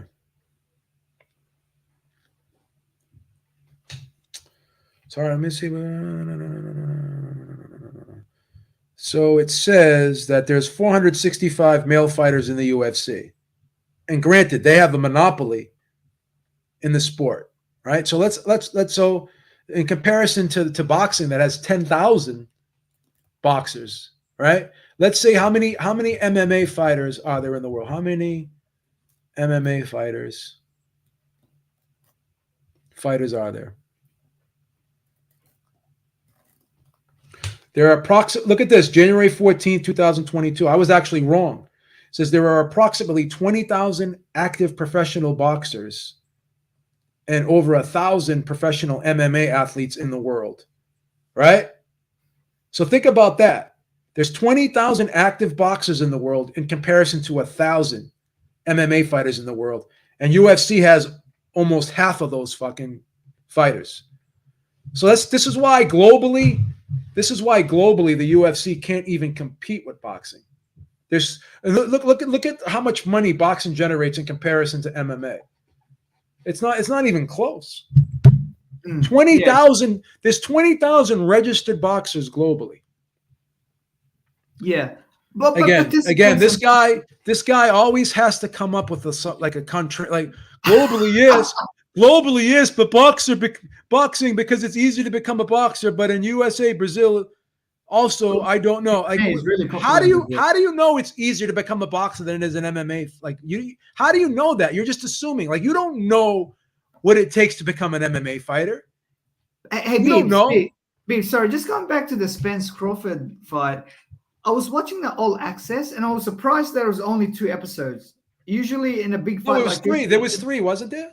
No, the epilogue doesn't count. No, there was only 2. No, there's only 2. There's only 2. Usually, in a big fight, there's 4 plus an epilogue. Even. I always thought there was 3 in a big fight, but I could be wrong. No, there was only 2 because but the 2 episodes that I watched, it wasn't that entertaining to me. You didn't like it? I know it's a different production. It's not like HBO 24/7. But I wasn't pumped up for it. The epilogue was good. I admit the epilogue was good for Spence, but that's after the fight. You need to have those L access to be better than epilogue, so people would be more inclined to watch it. I thought it wasn't, especially the first episode. I thought it wasn't that entertaining. Like I wasn't pumped up for it. Whereas like back in the days, even with the Margarito Koto 2, they only had 2 episodes on HBO 24/7. But at least I was pumped up, because at least they did the Max Kellerman face off where Watch Koto this. and Margarito were going at it. No, I see what you're saying. Joe, you're gonna vote. You're gonna vote for. I mean, you're gonna pick Oscar Valdez. That's your pick. Yeah, That's your, I think Valdez is going to Yeah, win. same. You got to go. what you Let pick? me say this, Penny, before you go, Penny. No, I'm not going. No. Oh, you're staying. Oh, I'm sorry. I thought you were going to go. I'm glad No. you're staying. I'm glad you're staying. We'll put you on the payroll. We'll give you a stipend for staying. But here's the thing. Centurion says, and Beeb, when Zhang wins, it will be bigger. This guy's a coward. And I'll tell you why he's a coward. I will do a pie bet with him that Joyce beat Zhang. And if he doesn't accept it, he has to come on camera like I'm going to have to do and put a pie in his face. He could do it on video and send it to me, and I'll upload it. Oh, he's not gonna do. He can't even come in here. Like, He won't why even- don't you come in and join us? He's a coward because he won't even come on here and have an open debate. He's a Why don't keyboard. you put on the link? Why don't you put on the link? So he's like this guy. He's like a ringside Robbie. Well, nah, at least, but Robbie, at least he calls. at least he calls. Now what I'm doing right now is actually I'm getting like emails right now from Human Resources telling me I shouldn't be going in on this guy because he's a listener and he may That's true. stop being a listener because I'm going at him. But I have to go at this guy. Haha, look at this. Coward. He's a coward. He's a coward. You're a coward. You won't come on here and debate and you won't do a pie bet. Why? Because you're a coward. So what does that mean? You're not so confident in your pick. After I showed you the Vegas odds and I started breaking down the fight, now Centurion, why don't you come in, man? Why don't you come in? I'm actually eager because the main Centurion. I'm going to change his name. I'm going to change his name to since he's called Centurion. I'm going to call him Cowardurian. That's his new name. He's a coward. But by the That's his new way, name. Suleiman, Yeah. the history of Robbie. It was actually Robbie that got Biebs into Ringside Reporter, like back in like 8 years ago. That's overstated. That's overstated. I mean, they were Biebs, weren't you with what's his name? I can't remember his name anymore. That guy. the boxing voice. The boxing. Yeah, the boxing voice, and then because the Ringside Reporter used to be Robbie and Eric, and Correct. then when you got and then whatever happened between you and Ringside, whatever his name is, I can't remember his name anymore. Ness. Yeah, Ness. Yeah, and then it was Robbie. I'm on good terms with Ness. I like Ness. Yeah. It was actually Suleiman. It was actually Robbie that got Biebs into Ringside Reporter. Yeah, but all that's a moot point right now because I only Eric and I were in the shareholders. We own the Ringside Reporter LLC. We're actually going public pretty soon. We're going to be able to be traded on the New York on the stock exchange. Biebs, 2023. I don't think Robbie will win Call of the Year. I think it's what's his name? The other guy. The other guy who keeps calling in. Jerry. Yeah, Jerry. Yeah, Jerry Tasker, I think is his name. You know why Jerry? What's wrong with that guy? Why that guy gets into like heated debates with you guys, man? I noticed. You know why? No, it's not with Biebs. It's with Eric. It's got something with Eric or. You know why that guy? You know why that guy, in my opinion, is going to win Caller of the Year? Jerry. Because Robbie just calls in and kisses my ass and agrees with everything I say. This guy actually challenges us. With Eric, really, it's only to Eric. Well, he's called me an idiot. He calls me dweeb instead of Beeb. He's got on me a couple times. Jerry does make a few good points, but he does go overboard. He has good. Here's his problem. Every time I give my opinion on something, everything that I say, he dismisses everything I say as a conspiracy theory. With Jerry? And yeah, and I always tell him like this whole thing with VADA. Let me ask you this.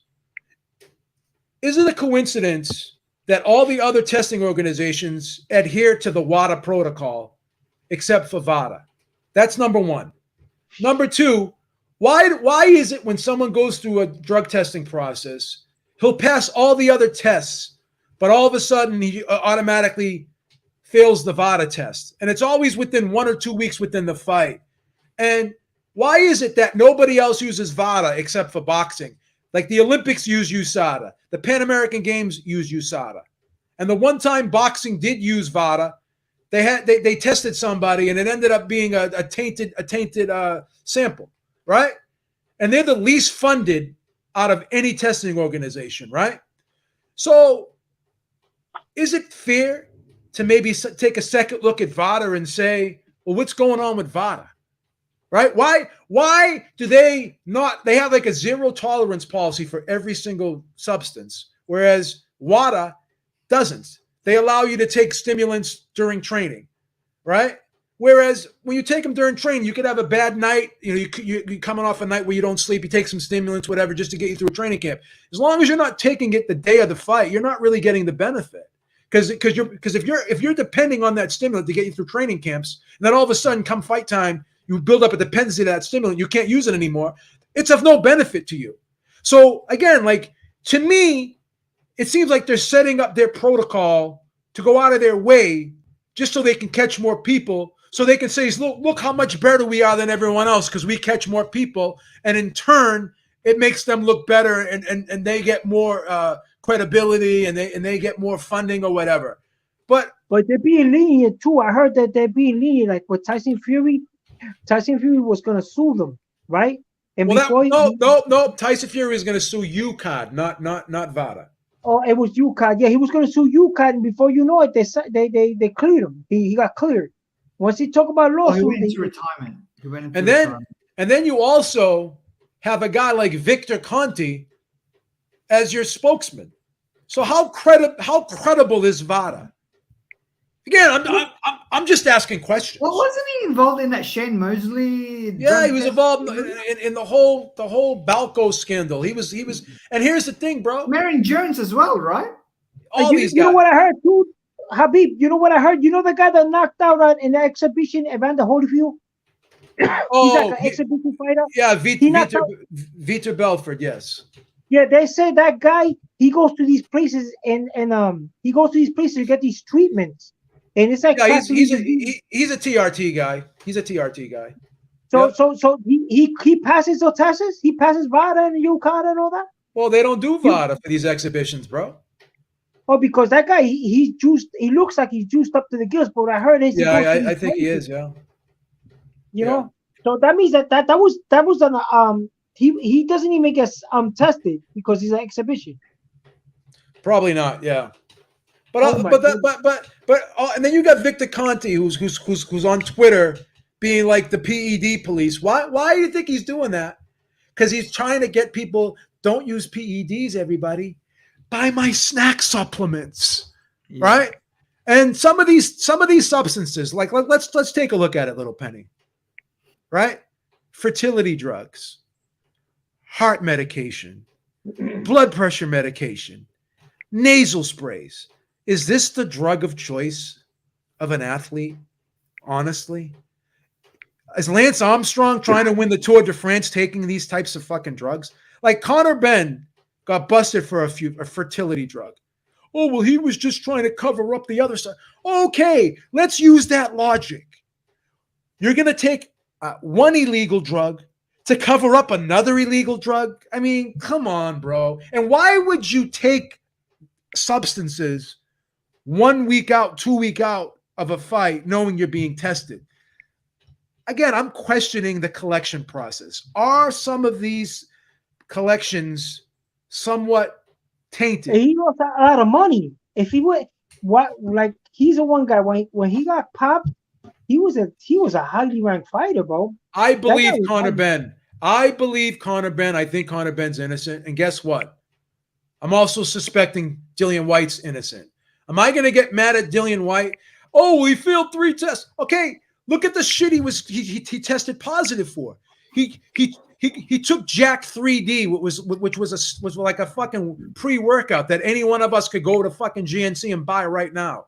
You know, like again, I don't know, man. I just have a different take on a lot of this shit than everyone else. If you're on You know what's funny? nitric oxide, will you test positive? I'm sorry? Nitric oxide from GNC, if you buy that and you put it to cut you up, you're gonna test positive? Probably so, yeah. And how about Ensure, a normal kind of Ensure? Like one No, of those you probably would not if Ensure. You probably wouldn't.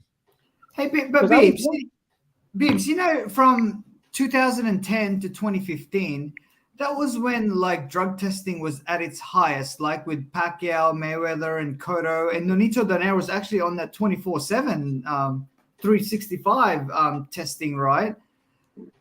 So, but none of those guys got caught. Not Miguel, not Manny, not Pacquiao, not Donaire. Here's another thing. If you Why really is want it now that people are getting caught? And it's not even like that stringent. No, it is stringent. VADA is very stringent. Like they're fucking. And again, let me just ask you this, and tell me if I'm off on this.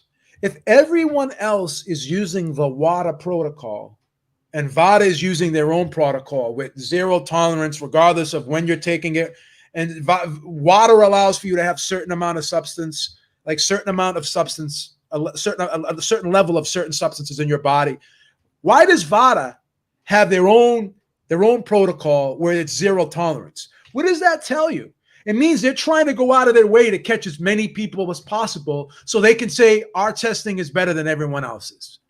And that's a way to market themselves. Am I wrong here, or I'm not making this up. This is a very logical, plausible. It's all about the money at the end. Yeah, it's a very logical, plausible fucking conclusion that I'm coming to. Am I wrong? Am I right?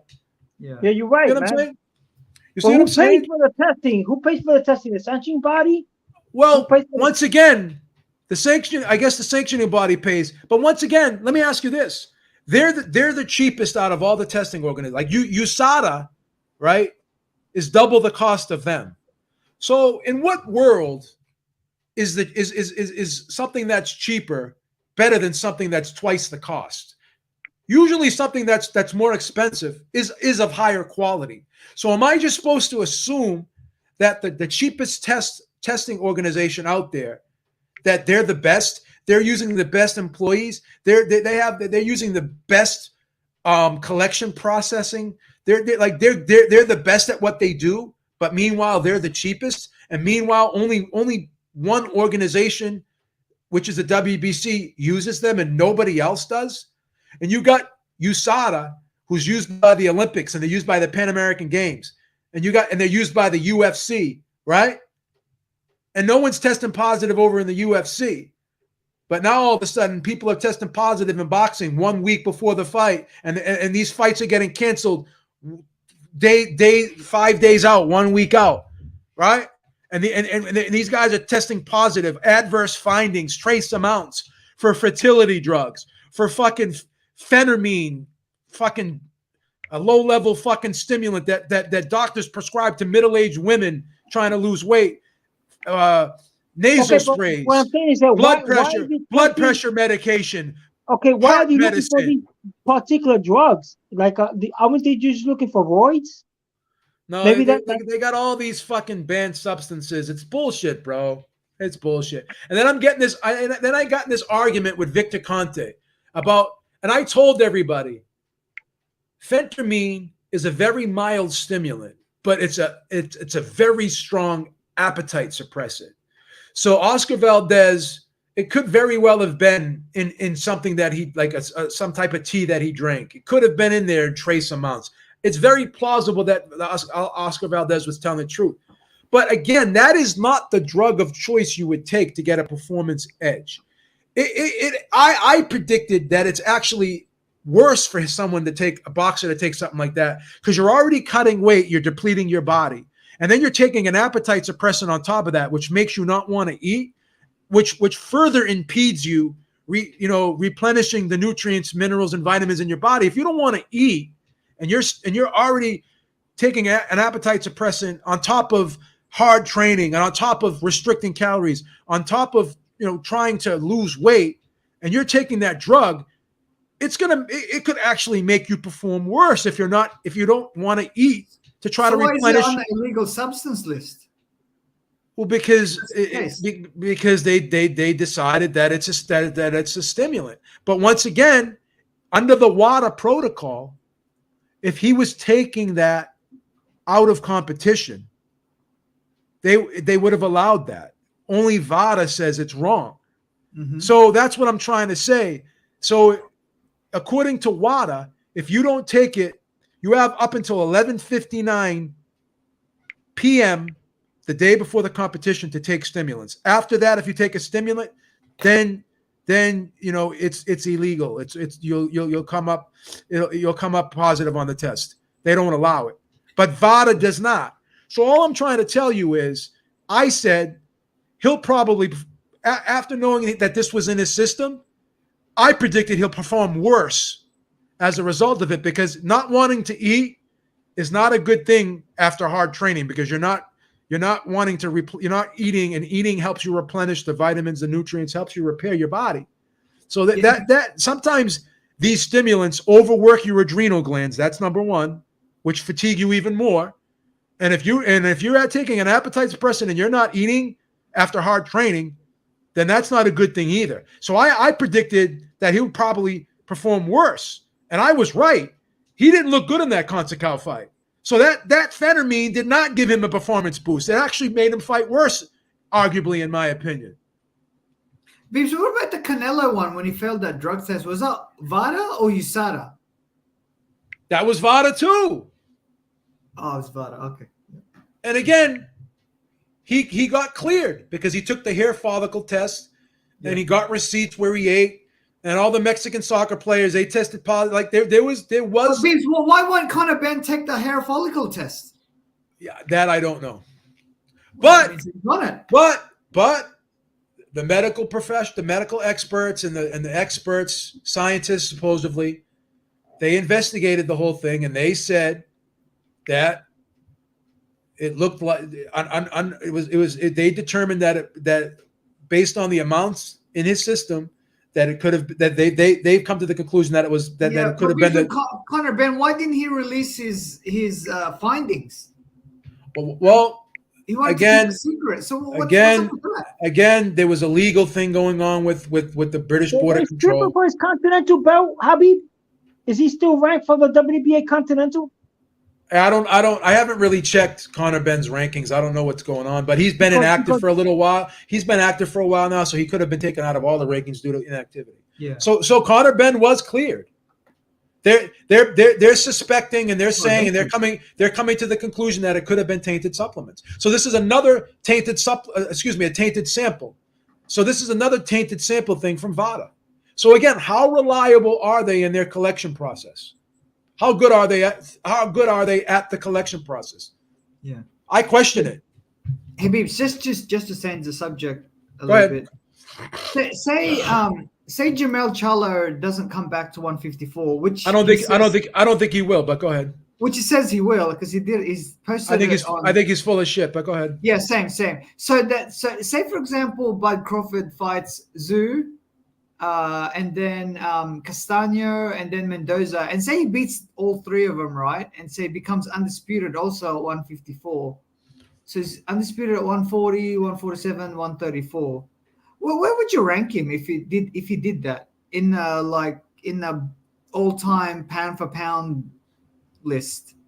Because I gave a list on your on your channel. I wrote it, but it wasn't even in my top 4. But that's right now. I had him like number 13 or something like that. But say he did become undisputed at 154, that's a pretty good accomplishment. Where would you rank him? See, I don't really do lists, but I usually just talk about who's the best. But I'll be honest with you. I think he's in the conversation to be one of the best. I think arguably, at the very least, of all-time best fighters, I think you could put him in the top 10. Yeah, I agree with that.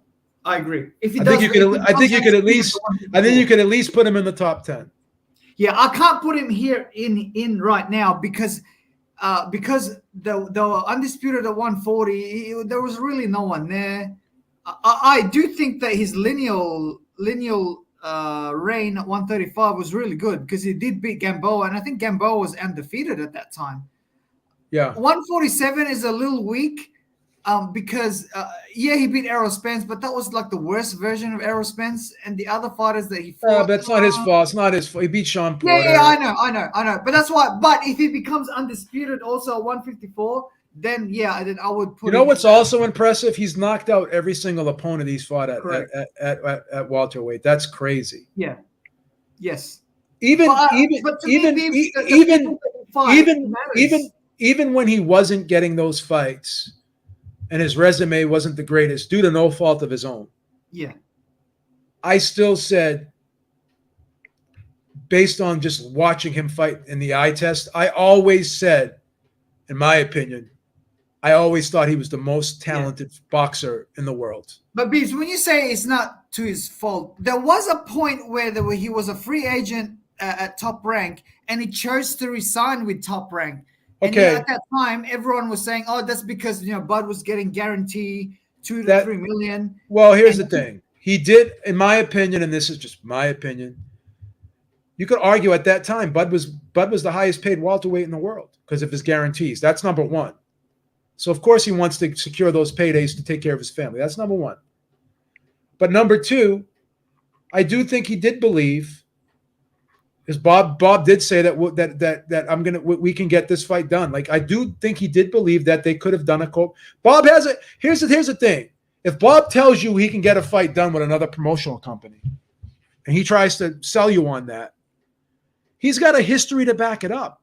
Yeah, look at all of the biggest fights Bob has done. They've been co-promoted events. He's got a history of crossing the street and getting the big fights done. So to just dismiss dismiss the point that Bob couldn't get that fight done because he was on the other side of the street. No one thought Pacquiao Mayweather can get done, right? So Bob's got a history of putting, Wilder Fury, Pacquiao Mayweather, De La Hoya Trinidad, and the list goes on and on. De La Hoya Pacquiao, Marquez Pacquiao. Bob's got a history of crossing Ramirez versus Hooker. He's got a history of crossing the street and getting big fights done. Yeah. So I do believe Bud thought that he could sign with Top Rank, get those high guaranteed purses, and still be able to get a co-promoted event, and he could fight Errol Spence. He did not think that they would freeze him out like that, in my opinion. Yeah, which actually cost his legacy a little bit because, say, for example, had he signed with PBC, he would have fought Keith Thurman. He would have fought Spence earlier. He would have fought Porter earlier. Yeah, but Keith Thurman didn't even fight. Keith Thurman didn't even fight Errol Spence. I mean, that is true. Yeah, correct. Yeah. But what I'm saying is, who knows? His opportunities would have been better. Like instead of fighting Helenius and Avanesian and these guys and a washed up Kell Brook, it would have been like Mikey Garcia and maybe. Okay, but what version of Kell Brook did Errol Spence get after coming down from 160? Well, it was a version where his one eye was damaged, but the one where he fought the version that Spence fought was two eyes that was stuffed up. So okay, but here's the thing, bro. He just came off a horrific fight with Golovkin, and then then 5 months later, he's jumping into the ring with Errol Spence, and he should have never went back down on 147. He's a legitimate 154 pounder, arguably 160 pounder, right? They're talking about him fighting Liam Smith right now at 160. Like this guy's a legitimate 160 pounder. So you could argue that the version that Spence got was just as bad. If like the version Crawford got, I disagree. He was no, that's wrong because here's the version Crawford got. He was coming off a winning streak, right? He was active. He was rested. He was healed. He was healed up, right? So you could argue that No, that the version that Spence fought was just as bad, if No, not worse, than the because version Crawford fought. Beebs, the version that fought the Brook version that fought Golovkin ruined his, I think it was his right eye, and then when he fought Spence, it was the other eye that Spence damaged. So when he fought Spence, both of his eyes were damaged already. Yeah, So, but what you're forgetting is he jumped right into the Spence fight 5 months after the Golovkin fight. And he had to go from 160 all the way down to 147. And that injury was fresh. When Crawford fought him, he had time to heal up. He had time to get some wins under his belt and rebuild himself. So I would argue that Crawford got maybe a better version because of the circumstances surrounding it, or at least the same version. yeah, I don't. At least no. You have to look at 160. Brook was a champion. Look at Roy Jones. Look at Roy. We have data. We have data to support what I'm saying. Look at Roy Jones going all the way up to heavyweight, and then dropping back down to light heavyweight. Look what that did to his body. I mean, again, that you can have your opinion. I would argue that yeah, Crawford but got a better version. But Bibbs, Pacquiao went up from 135 to 147, went back down to 140, and annihilated Hey, James, do you have the tape? It's both ways. Yeah, I got it. That's different, bro, because when Pacquiao went up to fight De La Hoya, he was only like 142, 143 pounds, bro. Yeah, but Bibbs, he rehydrated to 148, and De La Hoya only rehydrated to 147. So on fight night, Pacquiao was actually a heavier fighter. Okay, but Pacquiao was one of the Pacquiao and Floyd, one of the two rare fighters that probably walked around within 7 or 8 pounds, or 7, 8 to 10 pounds of their fighting weight. Yeah, Pacquiao. Are you gonna compare Pacquiao? Here's what you're missing. Pacquiao went down 1 weight class. Brook had to go down 2.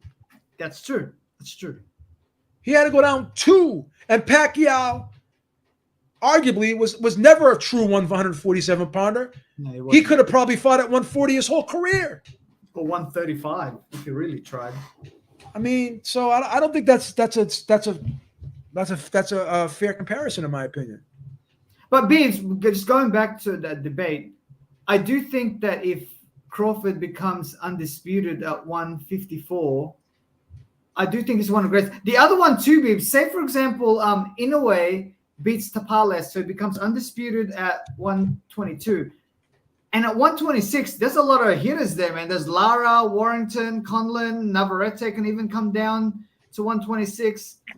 There's the other Englishman guy. If he cleans out those guys, right, Inoue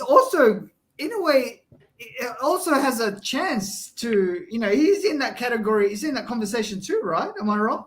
Yeah. This is another bad comparison. This is a horrible comparison. Yeah, he did do that. Because Mosley mostly fought at 147. He only fought a few fights at 154. That's number one. Number two, Mosley probably walked around at about 160, 165 pounds. When you got guys like Spence and Brook who got close to 180, 190 at points in their career, the cut that Mosley had getting down to 147, and the cut that Pacquiao had getting down to 147 was no way near as bad as Spence's cut. Yeah, correct. It's no way near as bad as Brook's cut. It's not even a comparison. Yeah, it's not, because Pacquiao had to eat 4 times a day for 8 weeks just to get above 140 pounds. Because when you can't even compare. Would train, he would come down so low because he trained so hard. Mosley was another guy. Mosley was another guy that kept himself. He didn't smoke, didn't drink, didn't do drugs. He was a guy that kept himself in shape year round, like Crawford. Bibbs, it's not even a comparison. Bibbs, I had a haircut a year ago, right? And they had the Shane Mosley Canelo fight on the screen. Yeah. Shane Mosley did really well against Canelo. I was thinking, because I remember watching that. I think that was on the Mayweather undercard, maybe the Maidana fight.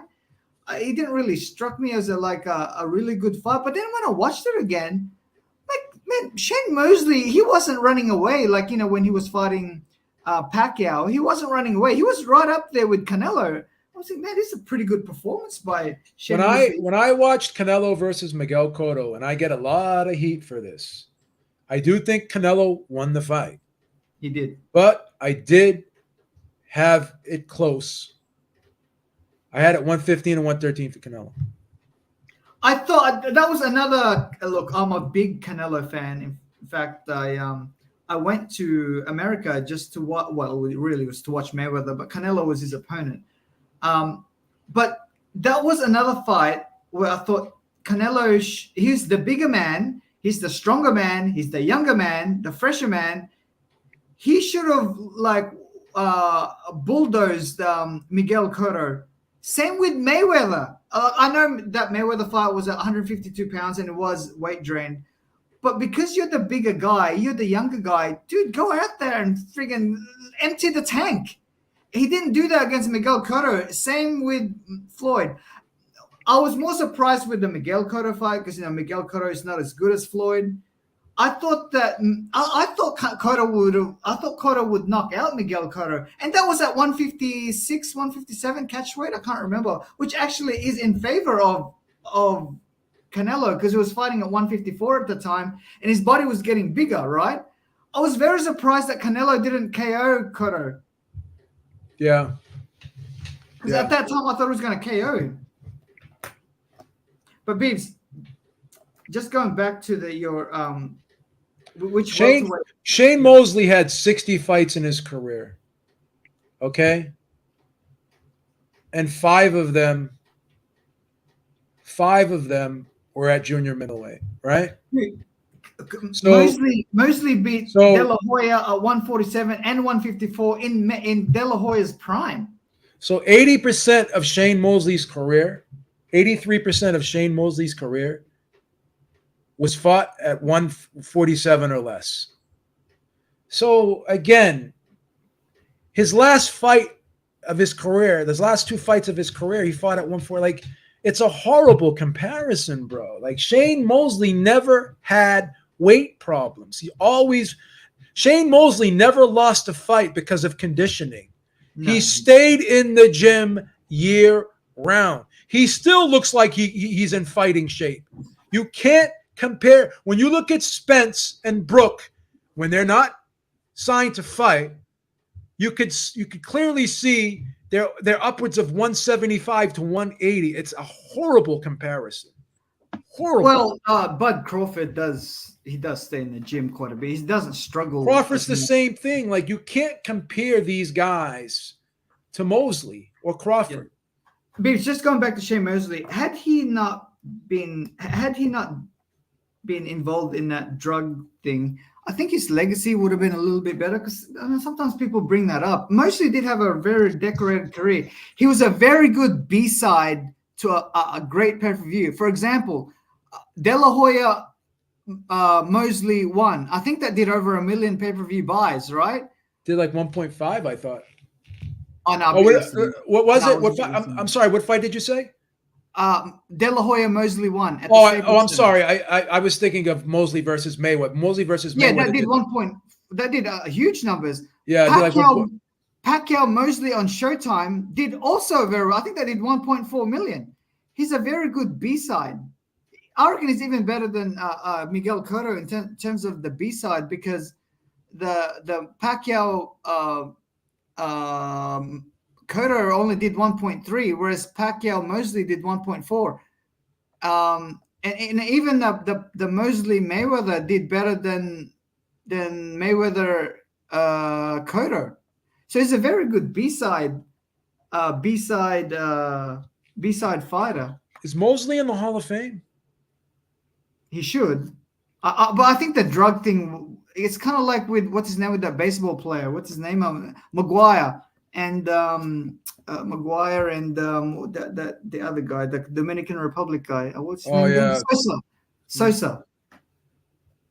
Those two aren't in the Hall of Fame. I mean, this guy keeps repeating it. It's a great comparison in the sense that it proves you can. No, it doesn't prove it. It doesn't prove it. So what's he Because saying? the comparison is horrible because Brook went up to 160 and then went down 2 weight classes. Roy Jones went down 2 weight classes, went up to heavyweight and he skipped cruiser and went back down.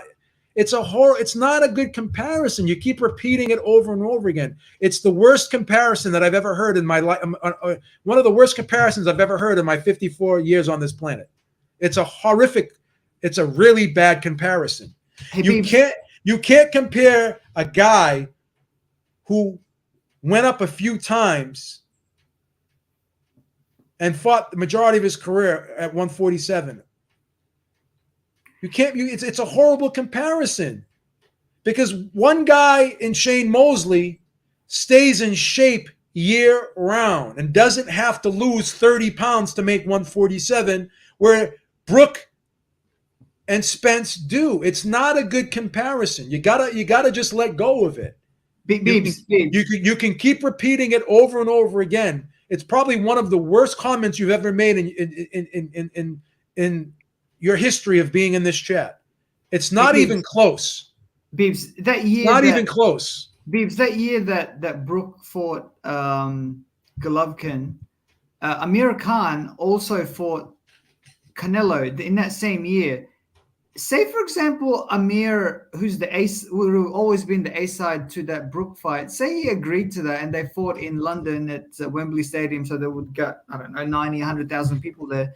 Who did you have in that fight at 147 pounds? Amir Khan versus Kell Brook, I think it was 2016, 2017? I always pick Brook to beat John. Yes, same. I'm a huge Brook fan. Because of his size. Brook's a good fighter too, man. He's a very good fighter. Yeah, didn't he beat Porter when Porter was undefeated in America too? Gave Porter his first loss. But Amir Khan's hands, they're really fast, and they were still fast at that time.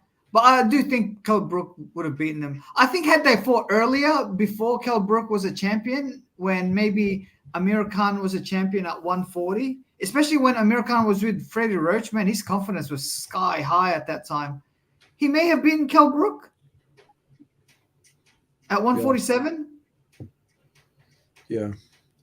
Are we going to continue to argue that Shane Mosley that it was just as hard for Shane Mosley to make 147 than it was for Kell Brook to make 147? Are we really going to argue that Kell Brook and Errol Spence are much heavier in between fights than Shane Mosley is? Are we going to make that? Are we seriously really going to make that argument? Are we really gonna? Are you gonna sit here and make a good faith argument that you don't think Shane Mosley walked around at a lighter walk around weight and was in better shape in between fights than Kell Brook and Errol Spence? Are we really gonna make that argument? Can anyone really co-sign that argument? I think what they're saying, Beebs, is that because Mosley fought a lot at 154. I think. Well, let's count the times that Mosley fought at. And Spence has never fought at 154. I think that's what they're saying.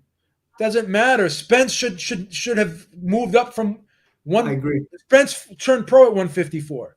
Yeah, I agree. He should have moved up to 154, probably 2017, 2018. I mean, it's just a stupid comparison, bro. It's a really bad. And again, Brook moved up 2 weight classes. Not 1, 2. Beebs. Say, for example, Errol Spence retires now. Is he in the Hall of Fame, Errol Spence? Yeah, I'd vote him in. Yeah, I'd vote him in too. I think his reign at 147 was pretty good. It would have helped if he fought Manny and say he had beaten Manny. It would have been really, would really solidify it, because Manny wanted to pass the torch to Errol Spence because he was a come forward fighter. He's an exciting fighter, but man, that eye. I don't know. Do you reckon he faked that eye injury, Beeps? Errol Spence? When he fought Manny? I don't know. Because, dude, Ugas was actually training for somebody still. Like, he was ready. I don't know. It seems odd to me. I'm gonna count the amount of times he fought at junior middleweight. It'd be more than 5. He I got 6 so far. fought Mayorga too, 154. Winky Wright, 7, Canelo, 8, De La Hoya, Fernando Vargas. 9. He fought Sergio Mora too at 154. He fought 9 times. He fought 9 times. It's a lot. He fought 9 times at junior middleweight. So let's do the math on that. And he finished out his career. So 9 times divided by 60. So 85% of his career he fought at 147 or lower. I mean, so it is what it is. He probably fought the same amount of times at 147 too, but he's probably fought 9 times too at 147. No. Let's count the 1 times at 147. It's not, again. He fought a lot at 135, Beeps. No, well, not really either. He fought like about 20. Let's see what his last fight was at 130. Do 147, Beeps. How many fights did he have at 147? Look at all these fights that he came in at 136, 137, 136, 134. So let's count the amount of times. Let me see.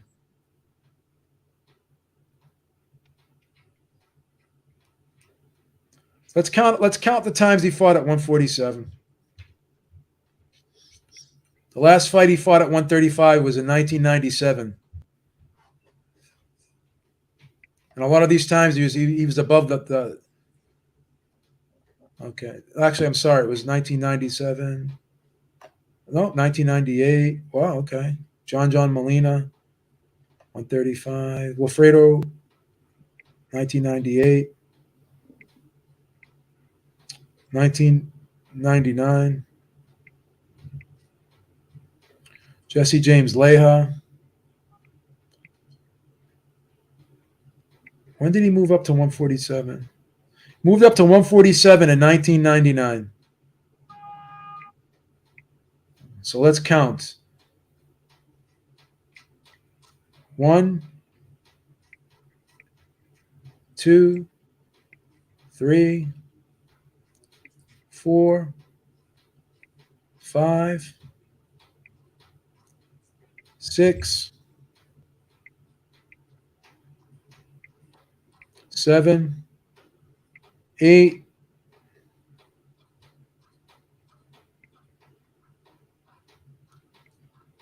9. Oh, I'm sorry, that's not 9. No.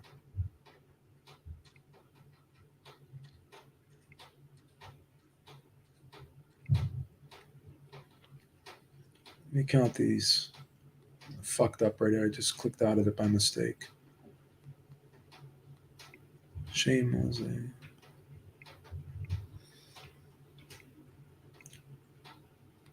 Get this buddy. He's almost as old as me, Shane Mosley. He's 51. He's a couple years younger than me.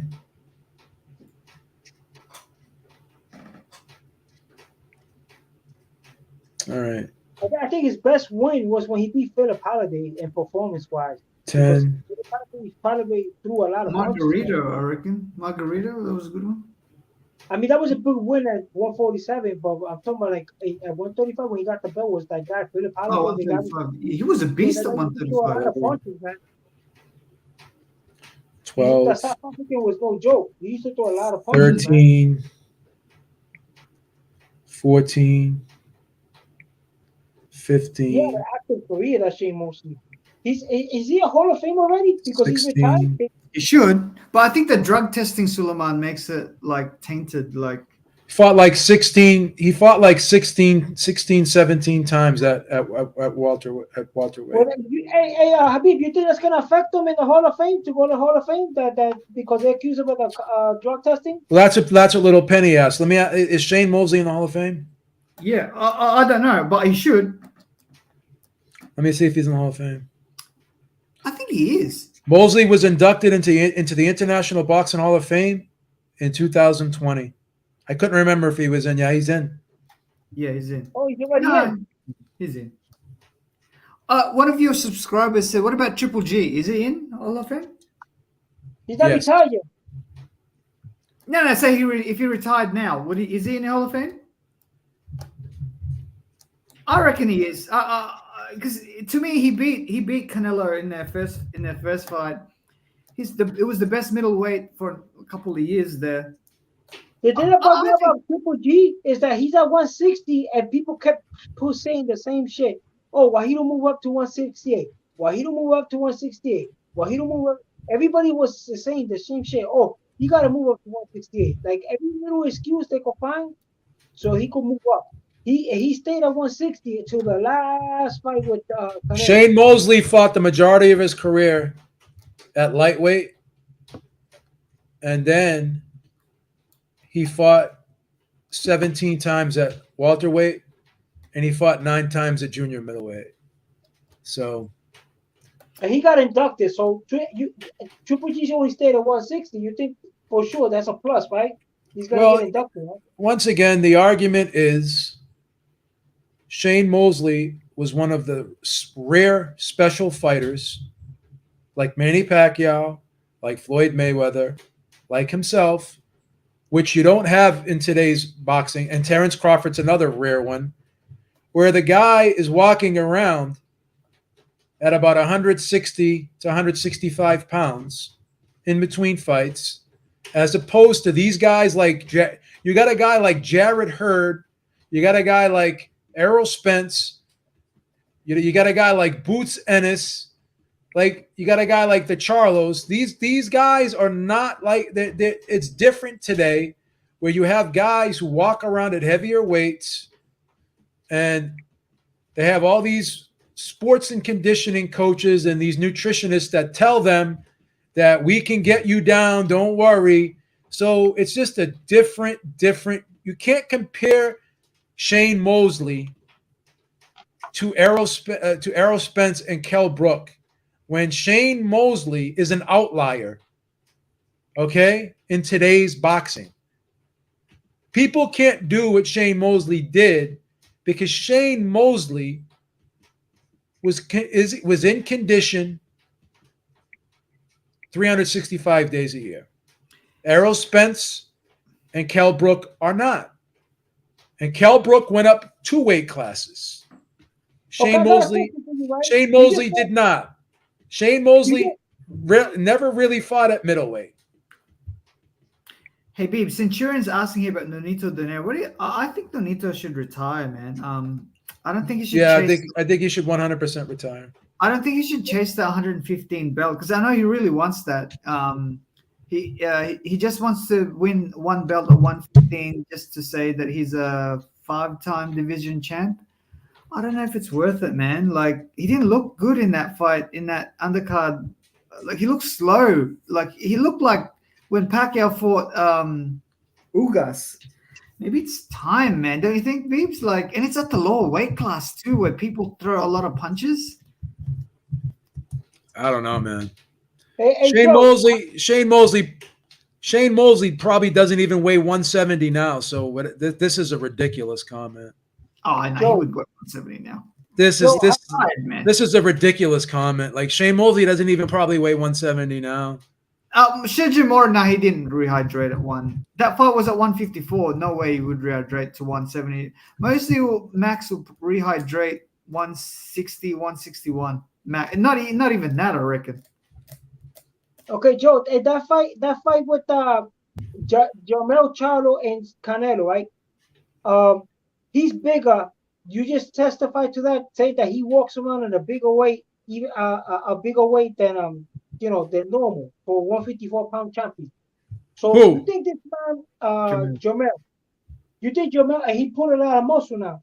You think Jermel could upset this guy because his skills are sliding. Like you could tell on the Ryder fight. You think he could put him away, knock him out, and if he wins, they're gonna make him do a rematch. If he wins, if he does like a Terrence Crawford did to Errol Spence to Canelo, is Canelo gonna push for a rematch? Can he just go right up and fight this guy? What's his name? Bivol. Post the Gamel? post the HBO graphic in the chat, and if we can confirm it, then we'll correct what we said and we'll give you an apology. But that's bullshit. He never weighed 170. You're not going to sit there and tell me that he weighed in at 153 and he didn't even weigh in at the full. He weighed in 153 and a quarter, basically. So you're trying to tell me that the guy put on 17 pounds in one day. That Mosley did not do that, bro. He basically walked around at 160, 65, in between 160, 165 pounds. Like he was never heavy in between fights. No, it was not up middleweight because Mora weighed in at 157. Mosley weighed in at 153 and a quarter. Again, you're wrong on everything you're saying. Like you're making wrong arguments here. Mosley weighed in at 154 pounds. Mora weighed in at 157. So you're wrong. That wasn't at 160. I got it here, Bibbs. Mosley weighed in at 164 on fight night. It's here again, that's his walk around weight. Can you send it? Can you post it in the chat or no? Yeah, I can share it here. Can I share here? How can I share? Is it present? You think Gamel Post the link. Post the link in the chat. Post a link in the chat, and I'll show it. No, I'll just share the screen, Bibbs. Can you share it? Go ahead, share it. Here, share. Can you see that? Oh, you have to okay it, Bibbs. There. 164. Yeah. But I think it was at 160 though, because Mora is 157. I know, but Mosley weighed in at 154. Mora was fined because he was over the weight. Remember, he got fined. So once again, 164 the night of the fight. Mm-hmm. Again, it's not the same. It's not the same. You can't again. So you lied and said the fight was at 160, and then you lied and said that he rehydrated to 170. So once again, we can't. You've lost credibility in this discussion because you've been proven wrong on two of your points because you lied, you didn't do the research, and you're lazy like everyone else on YouTube. You fall into that lazy trap of just clickbaiting. You want to clickbait. You want to say things to win an argument. I'm going to be wrong 50% of the time, but that 50% of the time when I'm right, I'm going to admit it. What does this mean? What does this mean? Can I copy and paste? You could do anything you want to do, but again, what you would have to do. I'm going to take the HBO graphic over anything else that you show me. Yeah, that's and let me ask you another question. Why do you think they stopped weighing in fighters the night of the fight? Because it started getting ridiculous that these fighters were rehydrating crazy amounts of. You know when they stopped doing it, Little Penny? Do you remember when Arturo Gatti fought Joey Gamach? Mm-hmm. And they fought him at like 130. He fought at 130 pounds, and he ended up rehydrating to like 170. That's when, and then they got all that negative backlash because of that. That's when they stopped weighing the guys. Like you notice how they stopped doing that now, and we don't really know what these guys weigh the night of the fight like we used to. They stopped doing it. I first noticed it because when Pacquiao fought Mayweather, Mayweather didn't want to release his weight at fight night. It was only there's no way. Again, can you just stop and admit you're wrong? Can you just admit you're wrong? We just showed you the graphic. We just showed you the graphic. What did you Google? What did you Google to get that graphic? YouTube, the actual fight. It's like an hour long. Okay. So it is from HBO. I could actually play the. Yeah, I didn't want to play it because you might get copyrighted. Yeah, I don't want to get copyrighted. So this is what I hate about YouTube. Like we clearly proved him wrong, and we showed him the evidence he was wrong, and then we went on BoxRec and we showed him that Mosley weighed in at 154. We showed him all those things. It said on that graphic that Mosley weighed in at 154, right? And it said he rehydrated to 164. We showed him the evidence, and he's still denying it. You know why? Because it's a disease that people have. It's called it's a cognitive dissonance. It's a cognitive dissonance. It's horrible. I feel bad for people like this. Like if you show them a can, this can is white. No, it's not white. Then what color is this can if it's not white? Oh, well, it's not really white. It's got red and blue in it. Yeah, but the majority of this can is white. You see, like these people are retarded. Sorry, but go ahead. I thought you would be a Coke drinker, Beebs. No, I like Diet Pepsi. I like Diet Pepsi better.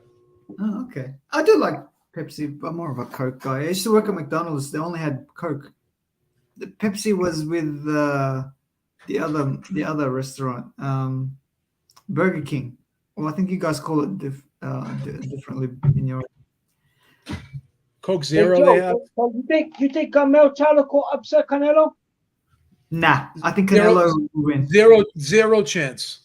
Oh, I don't know, but zero chance. He does have a chance, but I think Canelo will win. A 0.02%. Nah, it's more than that, man. Jamel Charlo is a good fighter. What's the percentage? Isn't he the undisputed champ at 154? Yeah, Something that Canelo never did. But what belt is it? What belt? The whole lot. Doesn't he have 4 of They're them? fighting at 168, man. I mean, come on. Yeah. I know. I mean, I used to be the champion at freaking the 3-legged race when I was 12. I mean, what does that mean? But I think I don't know. But Jamel Charlo, he's a pretty big guy. Canelo will probably weigh in, maybe more, but not much. It is a good fight. I do. Do you think we'll go? Do you think we'll do over 1 million pay-per-view buys? Oh, I do. I'm thinking probably will, yeah. I think we'll do very below popular. 1.2. Below Garcia. I'm really surprised that Tank versus Ryan Garcia did 1.2 million. I thought it would do maybe like 900,000. Look at this. He just can't, like, he has to always try to, like, you're right, both rehydrated to 164. My apologies, but that's still not far from what. Yes, it is. Yes, it is. It's 6 pounds. It's 6 pounds. 6 pounds is a lot. When you're talking 154 to 160 is a 6 pound difference. So 6 pounds matters. Stop. Just say you're wrong and walk away. That's it. Take the L. You're wrong. I'm wrong 50% of the time on here. There's no shame in it. Don't be ashamed of being wrong. You come on here, we help you out. We try to teach you to make you a better person. I'm educating you right now. Just accept the course. I'm giving you a free educational course right now, and I'm not even charging you. You should be grateful. Hey, Beast, my worst ever pick was I thought that Celestino Caballero would beat Adrian Broner, and I think Adrian Broner knocked him out. I'm thinking, oh man, there was one guy that I picked that Broner fought at 140. I think it was like a Russian dude or something like that, and Broner kicked the shit out of him. Yeah, I always picked against Broner because I never trusted like what shape he'd be in come fight time. Yeah, I think had Broner been a bit more disciplined, I think he would have won that Maidana fight. But like what Mayweather said, he talked himself out of the fight, whereas Floyd, he would like train. I think Broner. The one time I actually agreed with Teddy Atlas on something was when he said Broner gives himself an alibi if he has a bad performance or loses, by saying that, I wasn't in shape, I didn't take the fight serious. Like it gives you an excuse if you lose or if you look bad when you don't train for a fight, because then you could always fall back on that. Is he the worst 3-division champion ever, Broner?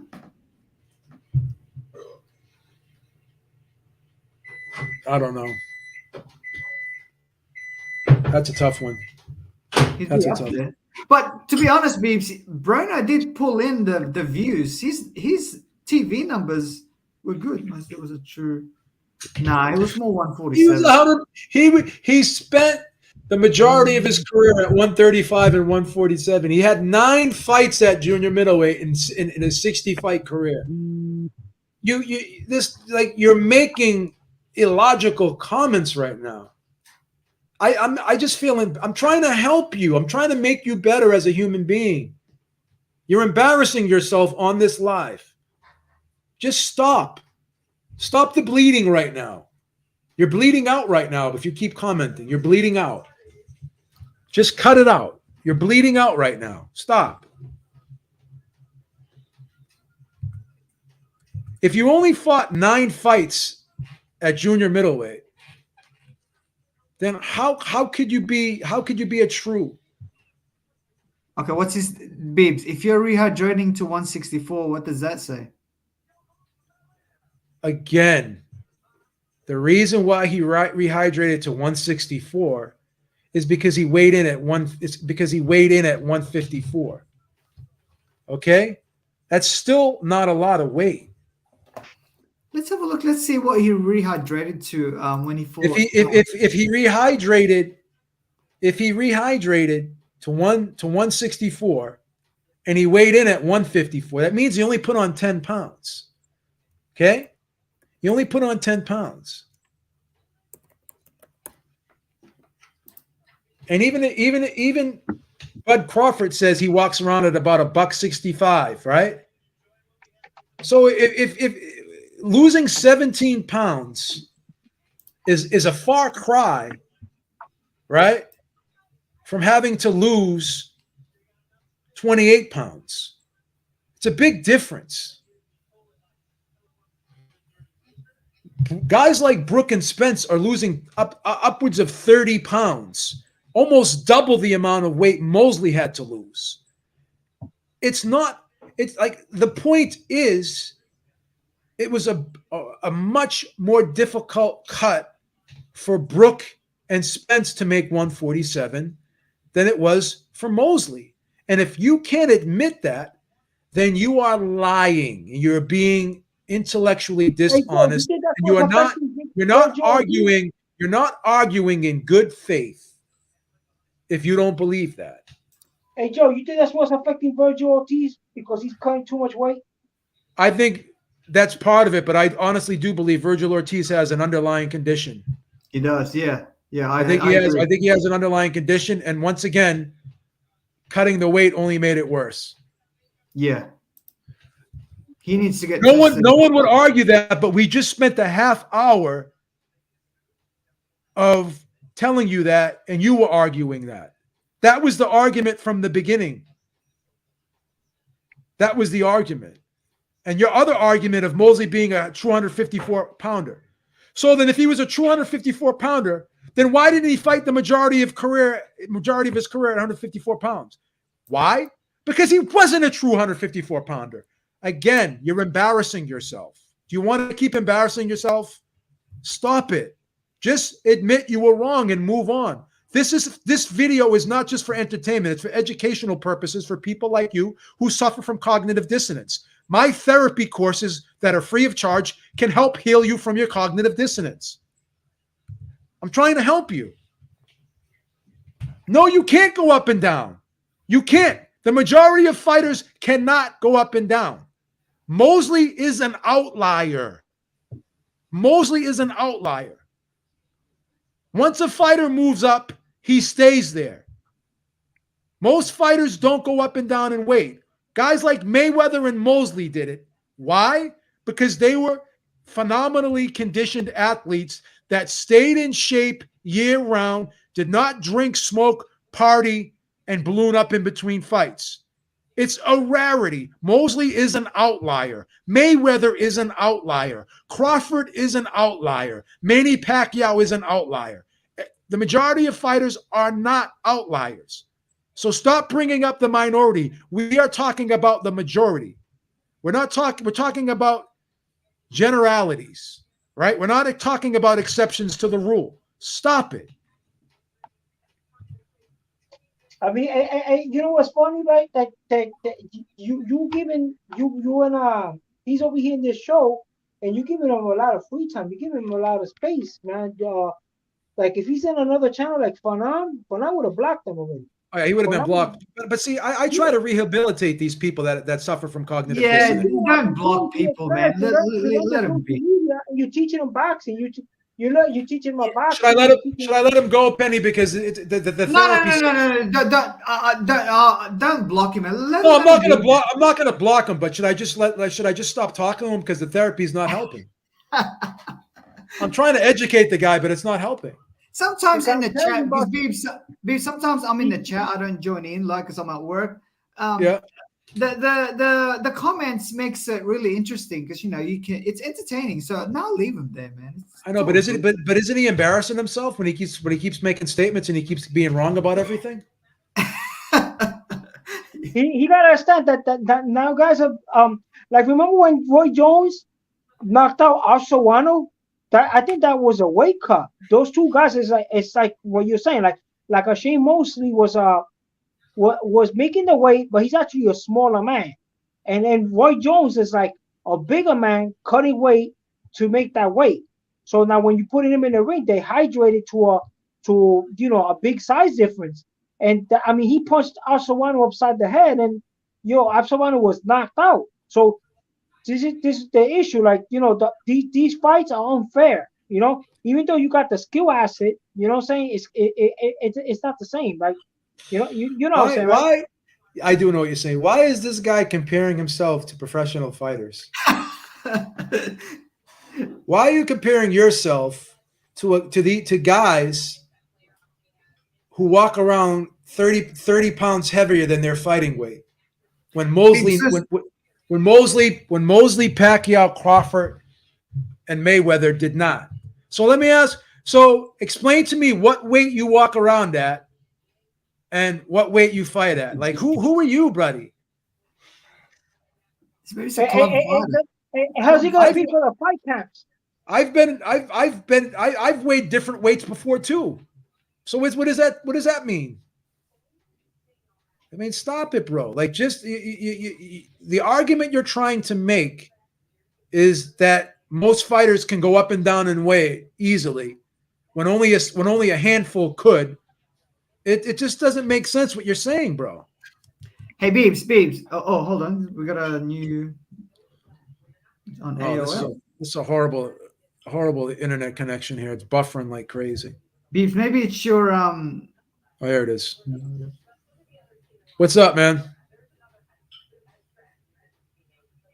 Oh, horrible internet connection.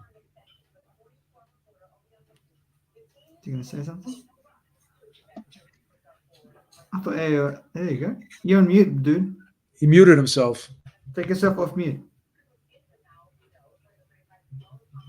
There you go.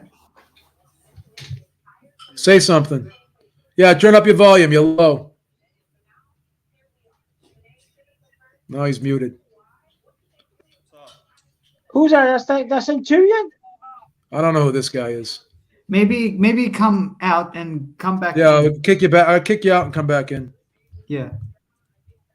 Because your volume is low. He probably got one of those outdated Androids. The flip. Come on, stop making fun of Androids. I got an Android, man. This thing is about fucking 5 years old. I love this Note 10. Some dude got 10-year-old Android. Like, I got an Android that's 10 years old. So when I used to use it on your show, it don't go through. I have the same problem. Yeah. The Android I got is like 10 years old. What do you have now, man? You got an iPhone? This is a different phone. A different phone, so it's better. Do you have an Android or an iPhone? Do you have an Android or an iPhone? They're both Android. So why are you talking shit about Androids if you got an Android?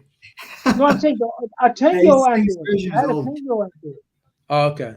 Yeah, I've got I'm Android too. I got Samsung. Yeah, I hate iPhones, bro. Yeah, I'm not. iPhones is too expensive, man. In New York, they want $1,800 for an iPhone. You know they're out of control, man. They can keep that. Yeah, hey, babe. Hey guys, what about Katie Taylor versus Chantel Cameron rematch? Who do you like in that? I'm gonna say something, bro. I had that fight a draw. Most people had Cameron winning. I thought Cameron won. Yeah, most people thought Cameron won. I thought it was a razor close fight. I don't think it's impossible for Katie to win that rematch, but I would favor Cameron. Cameron started really. I think Katie Taylor's had too many big fights. Go ahead, see if we can get your sound going. You're I mean, this isn't rocket science, man. This ain't really hard to figure out. Turn the volume all the way up. Is the mic working? Yeah, now the mic's working. Okay. Go ahead. Okay.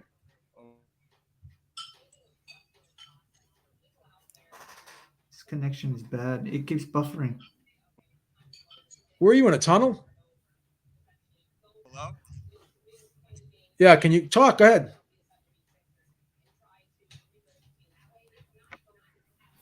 No, you keep going in and out, bro. This connection is bad, dude. Connection's bad. Everything good? No, it's bad. Maybe go outside. Move around. Go somewhere where your signal's better. I have full service.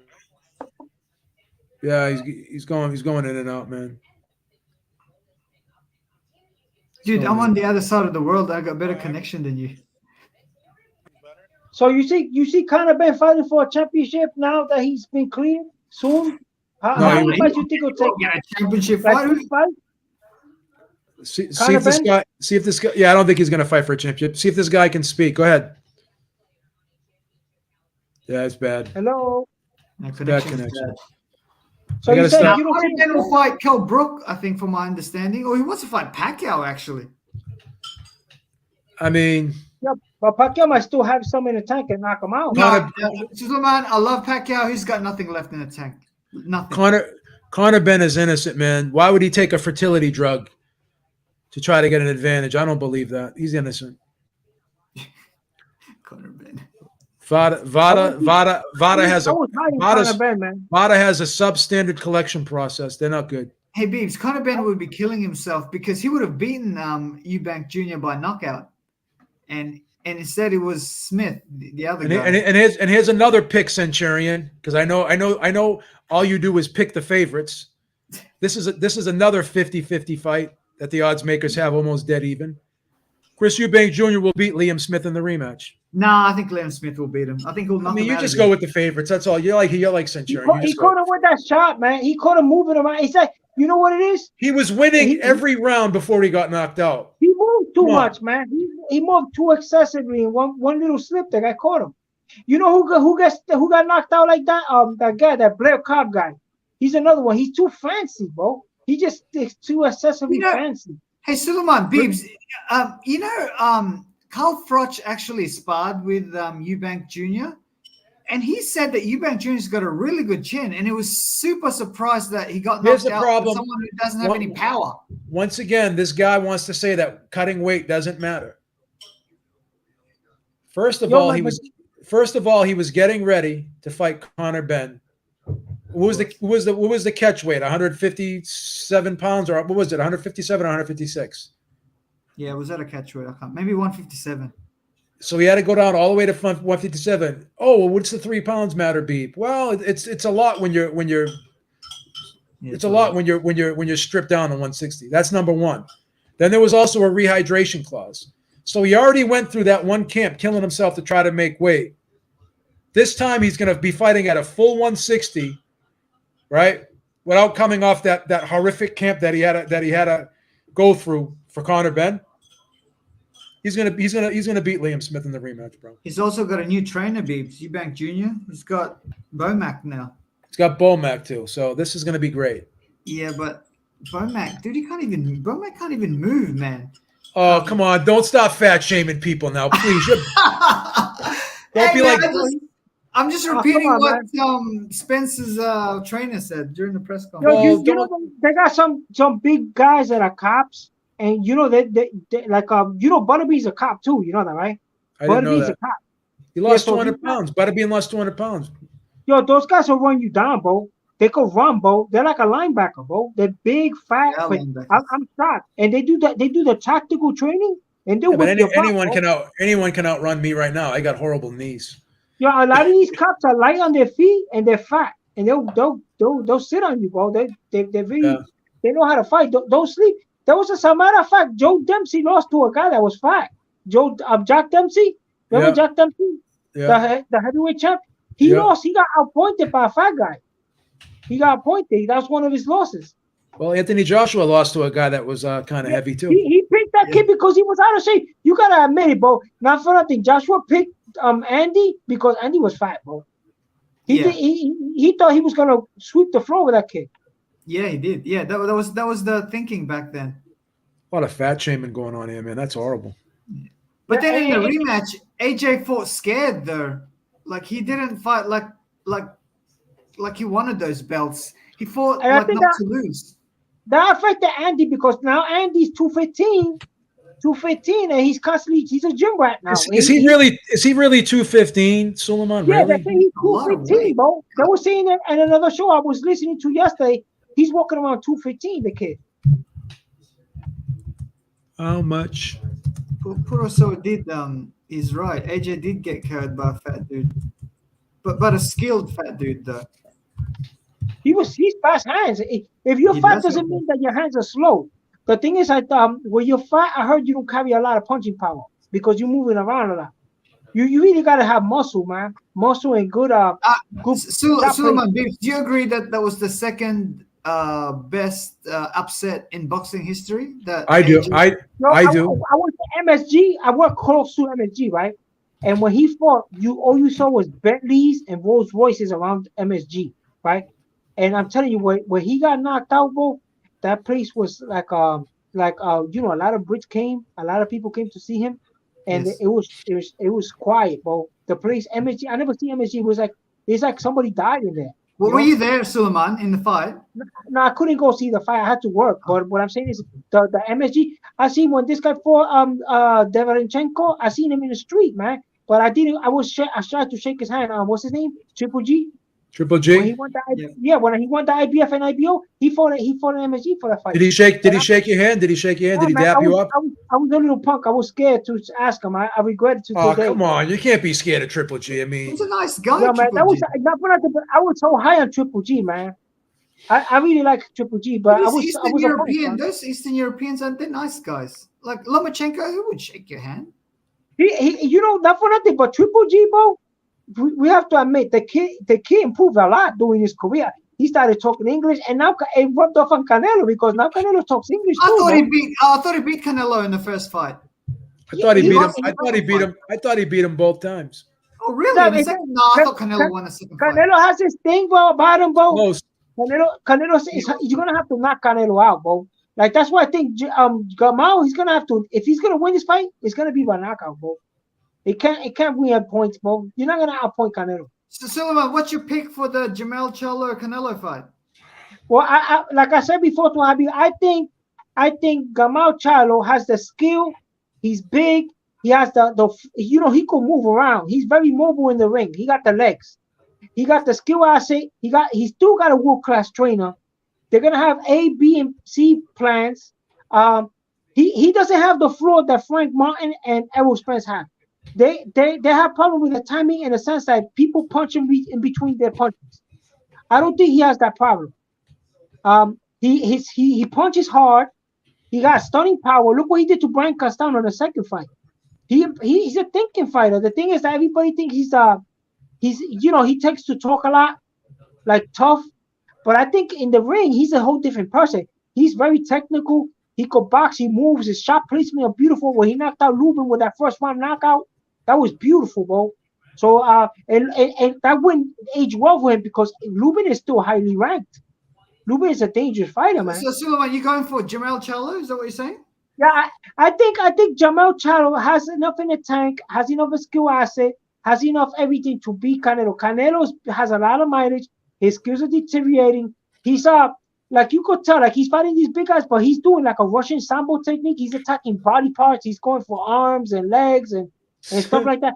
He don't have that to fight a guy like the Kovalevs, the Bivens. He don't have the size, man. He don't have the size. He's not as mobile enough. I heard he has knee injuries. You gotta be mobile to be. I think that's why he hasn't pushed for the Beterbiev fight. If Canelo wanted Beterbiev, he could have got that fight.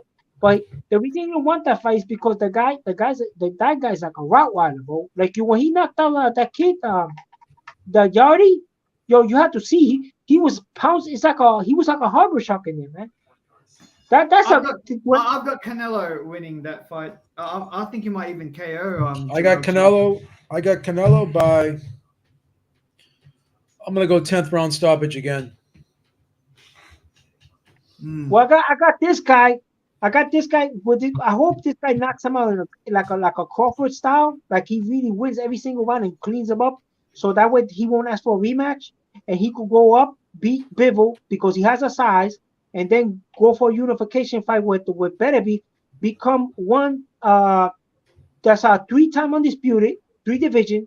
Then ask Crawford to see if they can fight for a vacant belt or fight one of the champions at 160, right? And then see if Crawford will move up. I And don't think Canelo will fight at 160. I think it'll be like. No, I'm not talking about Canelo. I'm talking about Charlo. Charlo. Oh, okay, yep. You want Charlo to go to 175, bro? Yeah, he could beat Bivol, but he got everything Bivol got plus punching power. Bivol don't got the punching power, man. Bivol about 9. Charlo could do it, man. Charlo got the discipline. He got. Imagine if Suleiman's right on this one, man. This is a bad. No, because remember when those guys, the big four, like there's a guy in another channel. He was talking about the big four, right? He's trying to compare those guys from the ancient time, like Duran, Hagler, Hearn, and Les. They were the big four, but none of them were undisputed.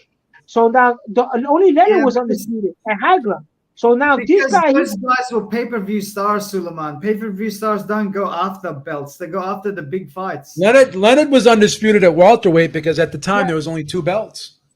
Yeah, because he beat that Mexican guy and he beat Hearns. He beat Benitez. Yeah.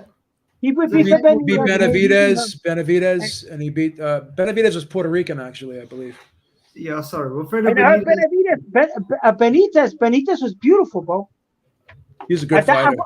That you know what bugged me about Benitez? His skill deteriorated, bro. Like he became a diabetic and everything. You know what's even a victory? Duran beating Sugar Ray Leonard at 147, coming up from 135. I think that's even a better victory than Leonard beating Hearns. No, what he did was vacate the 135 belts, and he fought 1 fight at 140 and fought like 7 fights at 147. So he was acclimated to the weight when he fought for the belts. He was acclimated to the weights, but the problem is that he wasn't like a Mosley. Mosley didn't get no acclimation time. And also what's his name? Mikey Garcia didn't get no acclimation time. And if let's say Tank Davis moves up, he's not gonna get no acclimation time. But this guy, he had acclimation time. He got chubby, bro. Duran got chubby, and he vacated the 135, bro. He vacated the belts. He fought 1 fight at 140, right? It was a good contender type of guy, and he went up to 147 for like 7 fights, 8 fights, and then fought Leonard. So when he fought Leonard, he fought him in France. So he has there's an argument out there that Duran is a better pound for pound fighter than Sugar Ray Leonard. I mean, you can easily make that argument. Because you know why I say no? Because I respect. I know the big scholar here is Habib because that's his favorite fighter. But the reason I say no is because in the rematch, this guy was contemplating retirement when he lost that fight. Okay, it's a similarity in the sense of the losses because he was pissing blood from that fight. That's how much of a beating he got. But the kid is so skilled that he didn't get knocked out or nothing. But he was pissing blood. So him and his wife. He eventually would have gotten knocked out, but he quit. No, I'm talking about Leonard in the first fight. Yeah, Leonard had He's right. Leonard did contemplate retirement after that fight. Yeah, he contemplated retirement. He came back. He studied a game plan to psych out Duran, and he also cut the training camp. What he did was he made him do a rematch with minimum training camp because he ballooned up in weight. He went back to Panama and he got fat. So he right away he went into a unification. They even gave him more money, so he get a little short training camp. And then this guy he had problem cutting the weight because he didn't have enough time. So then there was a thing about a steak. Like this guy, Errol had the problem with the 2 burgers. This guy had the problem with the steak.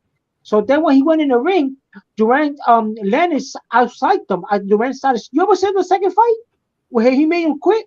He outside. He kept punching him to the body. He kept doing that beautiful movement. He messed him up psychologically. Durant wasn't there.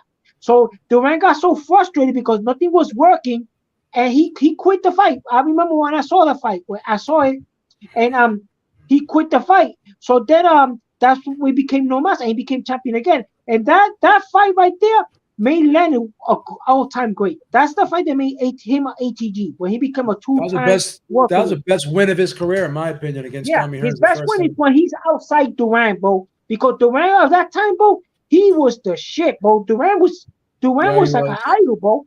When Yeah, he was beat number one Lennon. fan at that time. And Durant was never the same. You see that fight? The same thing that Crawford did to Errol.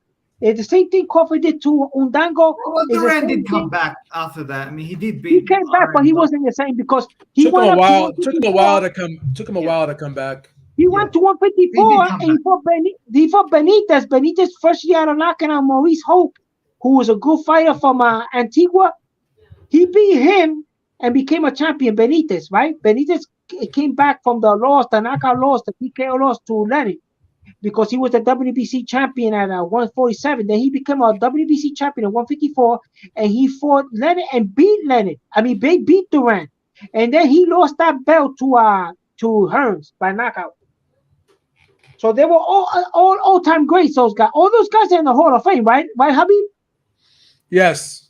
Yeah, That's well, all of correct. them went to the. Benitez doesn't get enough credit for being like he should be part of that. Same with Aaron Pryor in that right around that time. Those two are probably should get more credit, especially Wilfredo Benitez because he actually fought those guys. Now the Unlike problem with Aaron Benitez Pryor, was who that didn't fight he those stayed in the guys. game too long. Benitez, I think one of his best wins. I mean, that was one of his best. But Maurice Hope became 3 division champ.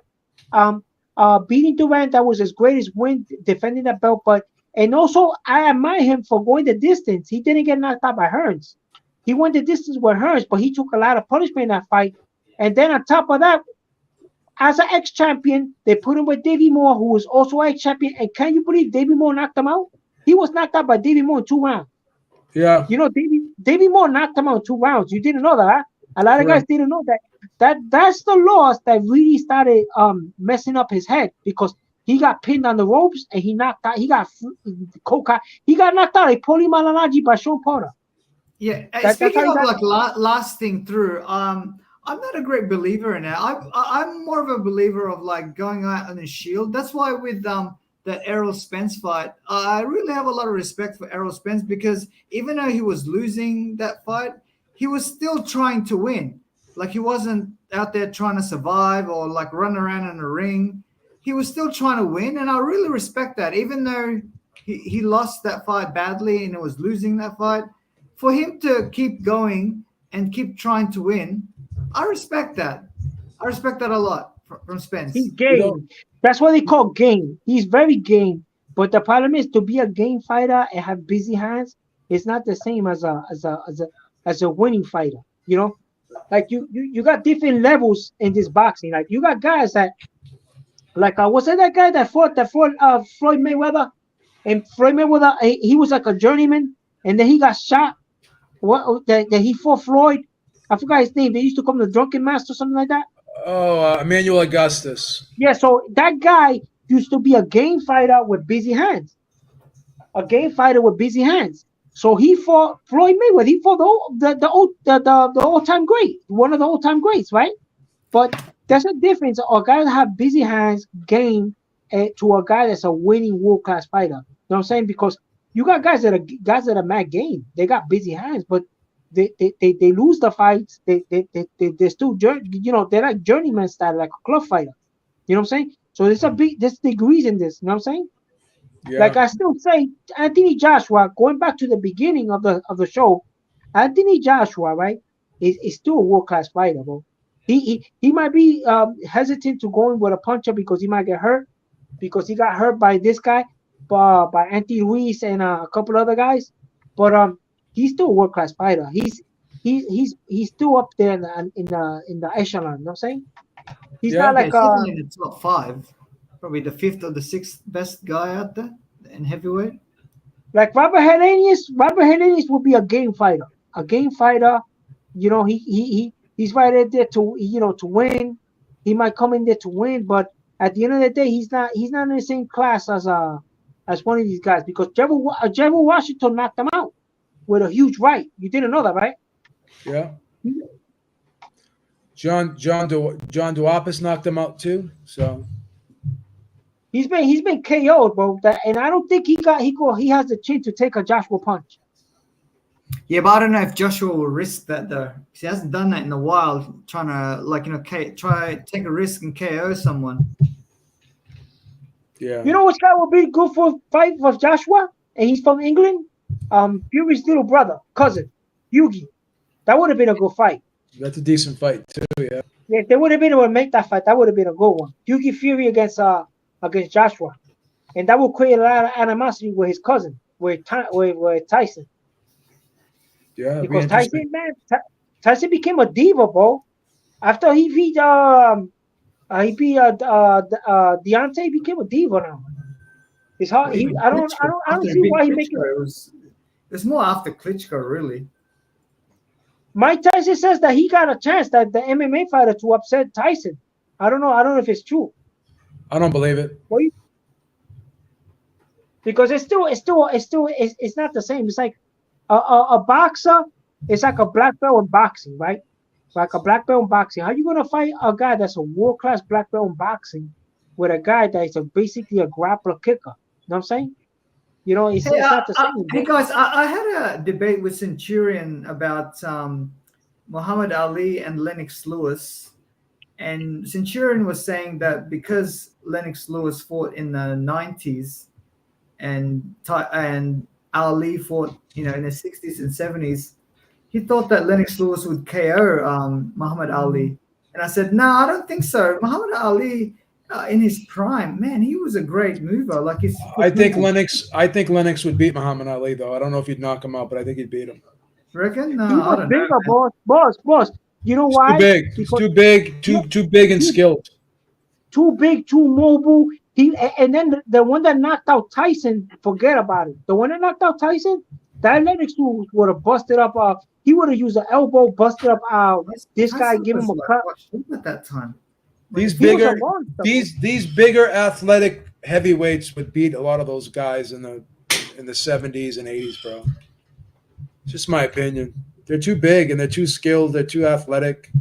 Lennox Lewis was an athlete, bro. He could punch like a mule too.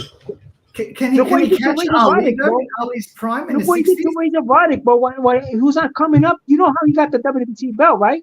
They gave him the belt. They granted him the belt because he knocked out Roddick, bro. And Roddick was a monster, bro. These guys like Lennox Lewis had quick hands. They had long reach. They had great timing. They could counterpunch, and they could take the offensive aggressiveness against you. I think I think he would have beat Ali. All Tyson landed on Lennox when they fought was a left hook, right? In the early rounds, right? And he couldn't do nothing with him. He looked like a little cruiserweight. Lennox is a little chinny, too. No, he learned how to protect his chin. Later in his career, Lennox learned how to protect that chin, man. Hey, shout out to the 49ers, man. I think this might be the year. Shushan? You agree, Habib, right? You saw that fight, the Tyson? I do. I actually agree with you on this one, Suleiman. Yeah, I mean, I'm a big Tyson fan. I think Tyson is an ATG, but compared to him, I don't know, bro. That guy brought something to that fight that made he just pummeled Tyson. Tyson looks small. There you go. See, put Grievous's statement on, Biebs. Okay, here we go. Okay, but if Leon Spinks and Trevor Burbick and Biebs, Ali was washed up by that time, man. Ken Norton and he beat Norton in the trilogy 2-1. Yeah, but most people thought he lost all 3 fights. Dude, Ali was one. He he had The thing was, at sickness. least he would have fought Leon Lennox Spinks now. Lewis and Lennox Lewis knocked out both of those guys in the rematch. So stop. Yep, I got a question. Leon Spinks, they would have stopped that fight in the first one, right? That would have been a TKO right now in modern day time. Because he was heading on flush. Don't think he had no power. Didn't Ali beat Yeah, no. Spinks in the rematch? Yeah, he beat him in the rematch, but in the first fight, they would have been a stoppage. I don't Because- know. Ali was old at that Imagine, time. imagine Lennox Lewis fighting Joe Frazier. Oh my God, He would have knocked him destroy out. It would have been. Oh He my knocked out God. Ruddock. He knocked out Ruddock, and Ruddock was a monster. You ever saw Ruddock Tyson, the first one? Yeah. The size difference?